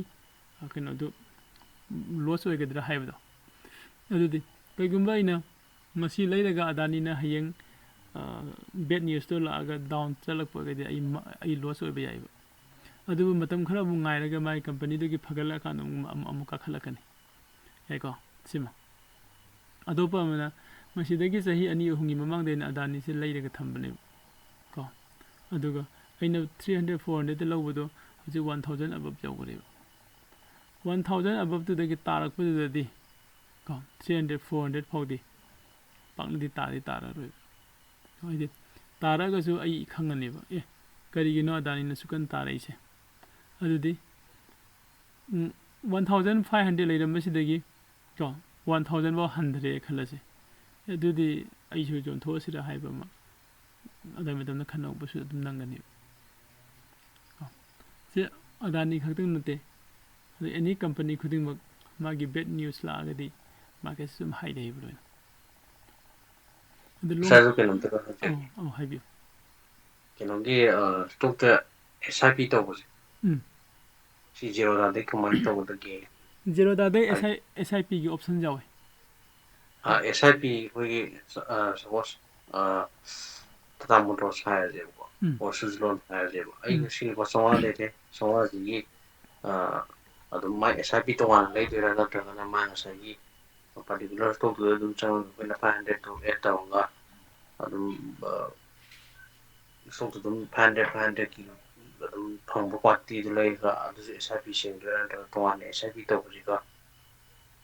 ꯀꯔꯤ ꯇꯣꯉꯥꯟꯅ SIP ꯍꯥꯏꯗꯤ ꯇꯧꯕꯒ ꯑꯩꯈꯣꯏꯅ ꯗꯥꯏꯔꯦꯛ ꯂꯩꯕꯗꯨꯒ ꯈꯦꯠꯅꯩꯀꯣ ꯍꯥꯏꯗꯤ ꯑꯩꯅ ꯁꯨꯖꯂꯣꯟꯗ ꯆꯪꯉꯒ ꯑꯩꯒꯤ ꯂꯨꯄꯥ 10,000 ꯍꯥꯞꯆꯤꯜꯂꯒ ꯁꯤꯌꯥꯔ 100-100 ꯂꯩꯕꯗꯣ ꯑꯗꯨꯗꯨꯅ ꯑꯩꯈꯣꯏꯅ ꯂꯣꯡ ꯇꯥꯝꯗ ꯂꯧꯔꯒ ꯑꯩꯅ ꯊꯝꯒꯦꯅ ꯈꯜꯂꯒ ꯂꯧꯕꯅꯦꯕ ꯑꯗ SIP ꯍꯥꯏꯔꯒꯗꯤ ꯍꯥꯏꯔꯤꯕ ꯁꯦ ꯖꯦꯔꯣꯗꯥꯗ ꯍꯥꯏꯔꯒꯁꯨ ꯖꯦꯔꯣꯗꯥꯒꯤ ꯃꯣꯏꯒꯤ SIPꯒꯤ ꯗꯤꯄꯥꯔꯠꯃꯦꯟꯗꯣ ꯑꯗꯨꯅ ꯃꯣꯏꯅ ꯀꯩꯅꯣꯁꯤꯡꯁꯦ ꯁ꯭ꯇꯣꯛ ꯃꯆꯥ ꯑꯆꯧꯕ ꯄꯨꯟꯁꯤꯜꯂꯀꯥꯟꯗ ꯀꯩꯅꯣ ꯑꯃ ꯁꯦꯝꯃꯦꯕ ꯕꯥꯁꯀꯦꯠꯀꯤ ꯇꯥꯏꯞꯇ ꯒ꯭ꯔꯨꯞꯄꯤꯡ ꯑꯃ ꯁꯦꯝꯃ ꯊꯝꯃꯦꯕ ꯑꯗꯨꯒꯤ ꯒ꯭ꯔꯨꯞꯇꯨꯅꯦꯕ ꯑꯩꯈꯣꯏꯅ ꯂꯩꯗꯣꯏꯁꯦ ꯑꯗꯨ ꯂꯩꯔꯒ ꯑꯗꯨꯗ ꯂꯨꯄꯥ 500-500ꯒꯤ 1,000-2,000ꯒꯤ ꯁꯨꯝ ꯂꯩꯔ ꯁꯨꯝ ꯊꯝꯖꯤꯟꯈꯤꯕꯗꯨꯅꯦꯕ ꯍꯥꯏꯔꯤꯕ ꯑꯣꯞꯁꯟꯗꯨꯃꯛꯁꯨ ꯖꯦꯔꯣꯗꯥꯗꯁꯨ ꯌꯥꯎꯋꯦ SIP ꯀꯣ ꯑꯗꯨꯒ ꯑꯩꯒꯤ ꯃꯣꯠ ꯑꯣꯏꯅꯗꯤ ꯑꯩꯈꯣꯏꯅ SIPꯗ ꯅꯠꯇ꯭ꯔꯒꯅ ꯃ꯭ꯌꯨꯆꯨꯋꯦꯜ ꯐꯟꯗ ꯀꯣ ꯅꯠꯇ꯭ꯔꯒꯅ ꯏꯟꯁꯨꯔꯦꯟꯁꯇ ꯀꯣ ꯁꯦꯚꯤꯡ ꯇꯧꯕꯒꯤ ꯄ꯭ꯂꯥꯟ ꯂꯩꯔꯒꯗꯤ ꯁꯦꯚꯤꯡꯁꯤꯗꯤ ꯏꯁꯥꯅ ꯁ꯭ꯇꯣꯛ ꯃꯥꯔꯀꯦꯠꯁꯦ ꯈꯪꯉꯒꯗꯤ ꯁꯤꯌꯥꯔ ꯑꯣꯏꯅ ꯂꯩꯔꯒ ꯊꯝꯕꯅ ꯍꯦꯟꯅ ꯐꯩ ꯍꯥꯏꯅ ꯈꯜꯂꯤ ꯑꯗꯣ ꯉꯁꯥꯏꯒꯤ ꯅꯪꯅ SIPꯗ ꯆꯪꯉꯒ ꯂꯩꯕꯗꯨꯒ ꯑꯗꯨꯒ ꯁꯣꯝꯗ ꯀꯝꯄꯅꯤ ꯑꯩꯅ ꯈꯪꯕ ꯀꯝꯄꯅꯤ XYZ ꯀꯝꯄꯅꯤꯗ ꯂꯩꯔꯒ ꯊꯝꯕꯗꯨꯒ ꯑꯅꯤꯗꯣ ꯆꯞ ꯃꯥꯟꯅꯕ꯭ꯔꯥ ꯍꯪꯕ ꯀꯣꯏꯁꯟꯗꯣ ꯑꯗꯨꯃꯗꯤ ꯃꯥꯟꯅꯗꯦ ꯀꯣ SIPꯗꯨꯒꯤꯗꯤ SIPꯒꯤ ꯂꯩꯖꯒꯤꯅꯤ ꯃꯥꯒꯤ ꯍꯌꯦꯡ ꯆꯍꯤ 10 ꯁꯨꯔꯀꯥꯟꯗ 5 ꯁꯨꯔꯀꯥꯟꯗ ꯂꯨꯄꯥ ꯑꯁꯨꯛ ꯐꯪꯒꯅꯤ ꯍꯥꯏꯕꯗꯣ ꯑꯗꯨꯒꯤ ꯇꯥꯔꯒꯦꯠꯇꯅꯤ ꯆꯞ ꯆꯥꯅ ꯌꯧꯕ ꯌꯥꯏ ꯌꯧꯗꯕ ꯌꯥꯏꯀꯣ ꯈꯤꯇꯪ ꯑꯦꯔꯥꯎꯟ ꯂꯩꯕꯅꯤ ꯑꯗꯨꯝ SIPꯒꯤꯁꯨ ꯆꯞ ꯆꯥꯅꯗꯤ ꯐꯪꯗꯕꯅꯤ ꯈꯔ ꯍꯥꯏꯒꯠꯄ ꯌꯥꯏ ꯈꯔ ꯍꯟꯊꯕ ꯌꯥꯏ ꯑꯗꯨꯒ ꯅꯪꯅ ꯀꯩꯅꯣꯒꯤ ꯃꯥꯏ ꯒ꯭ꯔꯣꯁꯦ ꯑꯩꯈꯣꯏꯅ ꯑꯗꯨꯝ ꯁꯤꯖꯤꯟꯅꯕꯗ ꯃꯁꯤ ꯀꯩꯅꯣ ꯑꯣꯏꯕ꯭ꯔꯥ ꯔꯤꯛꯁ ꯂꯩꯕ꯭ꯔꯥ ꯂꯩꯇꯕ꯭ꯔꯥ ꯖꯦꯔꯣꯗꯥꯒꯨꯝꯕ꯭ꯔꯥ ꯃꯥꯁꯦ ꯔꯤꯛꯁ ꯂꯩꯇꯦ ꯖꯦꯔꯣꯗꯥꯒꯨꯝꯕꯅꯤ ꯍꯥꯟꯅꯗꯤ ꯃꯥꯁꯦ ꯇ꯭ꯔꯦꯗꯤꯡꯒꯤ ꯌꯥꯎꯔꯝꯗꯦꯀꯣ ꯑꯩꯅ ꯍꯥꯏꯗꯣꯏꯁꯦ 19 ꯀꯩꯅꯣꯗ 19 ꯅꯠꯇꯦ 2020ꯒꯤ ꯃꯃꯥꯡꯗ 20 ꯑꯩꯈꯣꯏꯒꯤ 2000 ꯀꯩꯅꯣꯁꯦ 2016-17 ꯁ꯭ꯋꯥꯏ ꯃꯇꯝꯗ ꯃꯥꯁꯦ ꯇ꯭ꯔꯦꯗꯤꯡ ꯌꯥꯎꯔꯝꯗꯦ ꯑꯩꯅ ꯈꯪꯕꯗ ꯖꯁ ꯃꯌꯥꯝꯒꯤ ꯀꯩꯅꯣꯒꯤ ꯑꯣꯏꯔꯝꯃꯦꯕ ꯃ꯭ꯌꯨꯆꯨꯋꯦꯜ ꯐꯟꯒꯨꯝꯕ ꯑꯗꯩꯗꯤ SIPꯒꯨꯝꯕ ꯀꯣ ꯍꯥꯏꯗꯤ ꯄꯩꯁꯥꯁꯦ ꯑꯗꯨꯝꯕꯗ ꯑꯣꯏꯅ ꯑꯩꯈꯣꯏꯅ ꯎꯔꯛꯏꯕ ꯒ꯭ꯔꯣꯠꯁꯦ ꯑꯗꯨꯒ ꯈꯔ ꯂꯩꯔꯒ ꯃꯥꯁꯦ ꯇ꯭ꯔꯦꯗꯤꯡꯒꯤ ꯄ꯭ꯂꯦꯠꯐꯣꯝꯁꯦ ꯍꯥꯞꯆꯤꯜꯂꯛꯑꯒ ꯀꯩꯅꯣ ꯇꯧꯔꯛꯄꯅꯤ ꯀꯣ ꯑꯗꯣ ꯏꯟꯗꯤꯌꯥꯗ ꯊꯣꯛꯂꯛꯏꯕ ꯒ꯭ꯔꯣꯒꯨꯝꯕ ꯇ꯭ꯔꯦꯗꯤꯡꯒꯤ ꯄ꯭ꯂꯦꯠꯐꯣꯝꯁꯦ ꯑꯩꯈꯣꯏꯅ ꯆꯤꯡꯅꯅꯤꯡꯉꯥꯏ ꯀꯤꯅꯤꯡꯉꯥꯏ ꯊꯣꯏꯗꯣꯛꯄ ꯂꯩꯇꯦ ꯀꯩꯒꯤꯅꯣ ꯍꯥꯏꯗꯤ ꯃꯈꯣꯏꯁꯨ ꯉꯁꯥꯏꯒꯤ ꯑꯩꯈꯣꯏꯅ ꯉꯁꯥꯏ ꯅꯩꯅꯈꯤꯕ ꯁꯦꯕꯤꯗꯣ security exchange board of India ꯍꯥꯏꯔꯤꯕꯗꯨꯒꯤ ꯁꯦꯟꯇ꯭ꯔꯦꯜ ꯒꯚꯔꯟꯃꯦꯟꯠꯒꯤ ꯃꯈꯥꯗ ꯂꯩꯔꯤꯕ ꯕꯣꯗꯤ ꯀꯣ ꯁꯤ ꯁꯦꯕꯤꯁꯦ ꯑꯁꯤꯒꯤ ꯑꯌꯥꯕ ꯌꯥꯎꯔꯒ ꯃꯥꯒꯤ ꯇꯥꯔꯝ ꯑꯦꯟ ꯀꯟꯗꯤꯁꯟ ꯑꯗꯨ ꯀ꯭ꯔꯥꯏꯇꯦꯔꯤꯌꯥ ꯂꯩꯔꯤꯕ ꯃꯌꯥꯝꯗꯣ ꯂꯣꯏꯅ ꯐꯨꯜꯐꯤꯜ ꯇꯧꯔꯕ ꯃꯇꯨꯡꯗ ꯃꯣꯏꯁꯤ ꯁ꯭ꯇꯥꯔꯠ ꯇꯧꯔꯛꯄꯅꯦꯕ ꯑꯗꯨꯅ ꯊꯣꯏꯗꯣꯛꯅ ꯑꯩꯈꯣꯏꯅ ꯑꯗꯨꯗ ꯀꯤꯅꯤꯡꯉꯥꯏ ꯈꯣꯠꯅꯤꯡꯉꯥꯏ ꯀꯩꯝ ꯂꯩꯇꯦ ꯆꯞ ꯃꯥꯟꯅꯩ ꯍꯧꯖꯤꯛꯇꯤ ꯍꯥꯟꯅ ꯖꯦꯔꯣꯗꯥꯅ ꯇꯣꯞ 1ꯗ ꯑꯗꯨꯝ ꯂꯩꯔꯝꯃꯦ ꯑꯗꯨꯒ ꯃꯤ ꯃꯁꯤꯡ ꯌꯥꯝꯕꯗꯣ ꯍꯧꯖꯤꯛꯇꯤ ꯒ꯭ꯔꯣꯅ ꯑꯃꯨꯛ ꯍꯦꯟꯈ꯭ꯔꯕꯅꯤ ꯖꯦꯔꯣꯗꯥꯗꯒꯤ ꯑꯗꯣ ꯕ꯭ꯔꯣꯒ ꯖꯦꯔꯣꯗꯥ ꯃꯥꯏ ꯆꯥꯔꯖꯦꯁ ꯍꯤꯗꯟ ꯆꯥꯔꯖꯦꯁ ꯂꯩꯕ꯭ꯔꯥ ꯑꯗꯨ ꯆꯥꯔꯖꯦꯁꯀꯤ ꯃꯇꯥꯡꯗ ꯆꯥꯔꯖꯦꯁꯀꯤꯗꯤ ꯆꯞ ꯃꯥꯟꯅꯒꯅꯤ ꯀꯣ ꯒ꯭ꯔꯣꯒ ꯖꯦꯔꯣꯗꯥꯒ ꯒ꯭ꯔꯣꯅ ꯃꯤ ꯃꯁꯤꯡ ꯍꯦꯟꯒꯠꯀꯔꯤꯁꯤꯅ ꯀꯩꯒꯤꯅꯣ ꯍꯥꯏꯀꯥꯟꯗ ꯍꯥꯏꯗꯤ ꯑꯩꯈꯣꯏꯅ ꯁꯤꯖꯤꯟꯅꯕꯗꯗꯤ ꯖꯦꯔꯣꯗꯥꯅ ꯅꯨꯡꯉꯥꯏꯕ ꯌꯥꯝ ꯍꯦꯜꯂꯦꯕ ꯑꯗꯨꯒ ꯖꯦꯔꯣꯗꯥꯁꯦ फ्ꯔꯤꯗ ꯑꯦꯀꯥꯎꯟ ꯑꯣꯄꯅꯤꯡ ꯑꯣꯐꯔꯁꯦ ꯁꯨꯡꯄꯤ ꯄꯤꯗꯦꯕ ꯍꯥꯟꯅ ꯃꯃꯥꯡꯗ ꯑꯗꯨꯝ ꯑꯩꯅ ꯑꯣꯄꯟ ꯇꯧꯔꯛꯄ ꯃꯇꯝꯗ 400 ꯂꯧꯋꯤ ꯈꯔ ꯂꯩꯔꯒ 300 ꯂꯧꯋꯤ ꯑꯗꯨ 200ꯇꯅꯦꯕ ꯍꯧꯖꯤꯛ ꯂꯩꯔꯤꯁꯦ ꯑꯗꯨꯁꯨ ꯀꯣꯃꯣꯗꯤꯇꯤ ꯍꯥꯞꯆꯤꯜꯂꯗꯤ 100 ꯑꯃ ꯍꯥꯞꯆꯤꯜꯂꯒ 300 ꯑꯗꯨꯝ ꯂꯧꯋꯦꯕ ꯀꯣ ꯑꯗꯨ ꯍꯟꯗꯛꯁꯦ ꯅꯍꯥꯟ ꯑꯩꯉꯣꯟꯗ ꯀꯩꯅꯣ ꯐꯣꯟ ꯇꯧꯔꯛꯑꯦ ꯃꯣꯏ ꯑꯩꯁꯨ ꯖꯦꯔꯣꯗꯥꯒꯤ ꯄꯥꯔꯠꯅꯔ ꯑꯣꯏꯌꯦꯕ ꯀꯣ ꯑꯗꯨꯃꯥꯏꯅ ꯁꯥꯔ ꯁꯨꯃꯥꯏꯅ ꯇꯧꯔꯒ ꯁꯤꯁꯤ ꯁꯨꯃꯥꯏꯅ ꯑꯣꯐꯔ ꯂꯩꯔꯦ ꯍꯟꯗꯛ ꯑꯩꯅ ꯃꯣꯏ ꯐ꯭ꯔꯤꯗ ꯄꯨꯂꯞ ꯑꯣꯄꯟ ꯇꯧꯕꯒꯤ ꯌꯥꯔꯦ ꯍꯥꯏꯅ ꯑꯩ ꯑꯗꯨꯝ ꯍꯪꯉꯦ ꯅꯣꯏꯅ ꯐ꯭ꯔꯤꯗ ꯀꯩꯅꯣ ꯇꯧꯔꯛꯏꯁꯦ ꯒ꯭ꯔꯣꯅ ꯃꯥꯡ ꯊꯥꯈꯤꯕ꯭ꯔꯥ ꯍꯥꯏꯅ ꯐꯥꯒꯤ ꯇꯧꯋꯦꯕ ꯃꯣꯏꯁꯨ ꯃꯥꯅꯦ ꯍꯥꯏꯔꯦ ꯒ꯭ꯔꯣꯅ ꯃꯤ ꯃꯁꯤꯡ ꯌꯥꯝ ꯍꯦꯟꯒꯠꯈ꯭ꯔꯦ ꯑꯗꯨꯅ ꯑꯩꯈꯣꯏꯁꯨꯈꯔ ꯀꯩꯅꯣ ꯇꯧꯃꯤꯟꯅꯁꯦ ꯑꯩꯈꯣꯏ ꯐ꯭ꯔꯤꯗ ꯑꯣꯐꯔ ꯄꯨꯂꯞ ꯄꯤꯔꯦ ꯑꯗꯣ ꯍꯌꯦꯡ ꯁꯤꯖꯤꯟꯅꯔꯒ ꯈꯪꯒꯅꯦꯕꯀꯣ ꯁꯤꯖꯤꯟꯅꯔꯀꯥꯟꯗꯗꯤ ꯑꯩ ꯏꯁꯥꯃꯛ ꯑꯞꯁꯇꯣꯛ ꯄꯥꯏꯔꯝꯃꯤ ꯑꯗꯩꯗꯤ 5 ꯄꯩꯁꯥ ꯄꯥꯏꯔꯝꯃꯤ ꯀꯣ ꯑꯗꯩꯗꯤ ꯑꯦꯟꯖꯦꯜ 1 ꯄꯥꯏꯔꯝꯃꯤ ꯑꯗꯨꯒ ꯀꯔꯤ ꯑꯃꯗꯨꯕꯨ ꯀꯥꯎꯔꯦ ꯄꯥꯏꯔꯒ ꯂꯣꯏ ꯌꯦꯡꯉꯝꯃꯦ ꯀꯣ ꯑꯗꯩꯗꯤ ꯔꯤꯂꯥꯌꯟꯁꯀꯤ ꯁꯦꯀ꯭ꯌꯨꯔꯤꯇꯤ ꯄꯥꯏꯔꯝꯃꯦ ꯀꯣ ꯍꯥꯏꯔꯤꯕ ꯃꯌꯥꯝꯁꯦ ꯄꯥꯏꯔꯀꯥꯟꯗ ꯖꯦꯔꯣꯗꯥꯁꯤꯅ ꯈ꯭ꯋꯥꯏ ꯅꯨꯡꯉꯥꯏ ꯍꯥꯏꯅ ꯖꯦꯔꯣꯗꯥꯗ ꯂꯩꯍꯧꯕꯅꯦꯕ ꯃꯥꯒꯤ ꯌꯥꯝꯅ ꯂꯥꯏꯠ ꯑꯣꯏꯕ ꯑꯗꯨꯒ ꯍꯦꯟꯗꯤ ꯑꯣꯏꯕ ꯃꯌꯥꯝ ꯑꯃ ꯀꯩꯅꯣ ꯂꯩꯔꯤꯕ ꯑꯗꯨꯒ ꯖꯦꯔꯣꯗꯥꯒꯤ ꯃꯅꯨꯡꯗ ꯑꯩꯈꯣꯏꯅ ꯕꯥꯁꯀꯦꯠ ꯍꯥꯏꯅ ꯑꯃ ꯌꯥꯎꯔꯤꯕꯀꯣ ꯌꯥꯝ ꯁꯤꯖꯤꯟꯅꯕ ꯌꯥꯝ ꯅꯨꯡꯉꯥꯏꯕ ꯑꯗꯨꯒꯤꯁꯨ ꯀ꯭ꯂꯥꯁ ꯂꯥꯛꯈꯤꯅꯤ ꯁꯨꯃꯥꯏꯅ ꯂꯩ ꯑꯗꯣ ꯃꯌꯥꯝ ꯒ꯭ꯔꯣꯗ ꯑꯦꯀꯥꯎꯟ ꯂꯩꯔꯒꯁꯨ ꯑꯗꯩꯗꯤ ꯑꯦꯟꯖꯦꯜ 1ꯗ ꯀꯩꯗ ꯄꯥꯏꯅꯕ ꯍꯥꯟꯅ ꯂꯩꯔꯒꯁꯨ ꯀꯣ ꯖꯦꯔꯣꯗꯥꯒꯤ ꯑꯦꯀꯥꯎꯟ ꯂꯩꯇꯕ ꯀꯅꯥꯒꯨꯝꯕ ꯌꯥꯎꯔꯒꯗꯤ ꯑꯩꯒꯤ ꯁꯤꯒꯤ ꯍꯥꯏꯗꯤ ꯑꯩꯉꯣꯟꯗꯁꯨ ꯈꯤꯇꯪ ꯁꯞꯄꯣꯔꯠ ꯇꯧꯕꯤꯕ ꯑꯣꯏꯅ ꯑꯩꯒꯤ ꯄꯥꯔꯠꯅꯔꯒꯤ ꯂꯤꯡꯗꯣ ꯑꯗꯨꯗ ꯑꯦꯀꯥꯎꯟ ꯑꯃꯃꯝ ꯈꯛꯇꯪ ꯑꯣꯄꯟ ꯇꯧꯕꯤꯌꯨ ꯍꯥꯏꯗꯤ ꯑꯦꯀꯥꯎꯟꯁꯦ ꯑꯣꯄꯟ ꯇꯧꯕꯗ ꯍꯧꯖꯤꯛꯇꯤ ꯄꯩꯁꯥ ꯇꯤꯡꯗꯕꯁꯨ ꯀꯩꯝ ꯂꯩꯇꯔꯦꯕ ꯖꯁ ꯑꯩꯒꯤ ꯗꯣꯀꯨꯃꯦꯟ ꯈꯔ ꯄꯤꯔꯒ ꯃꯤꯅꯤꯠ 50-40 ꯑꯃ ꯀꯥꯏꯊꯣꯛꯄꯤꯔꯒ ꯑꯗꯨ ꯈꯛꯇꯅꯤ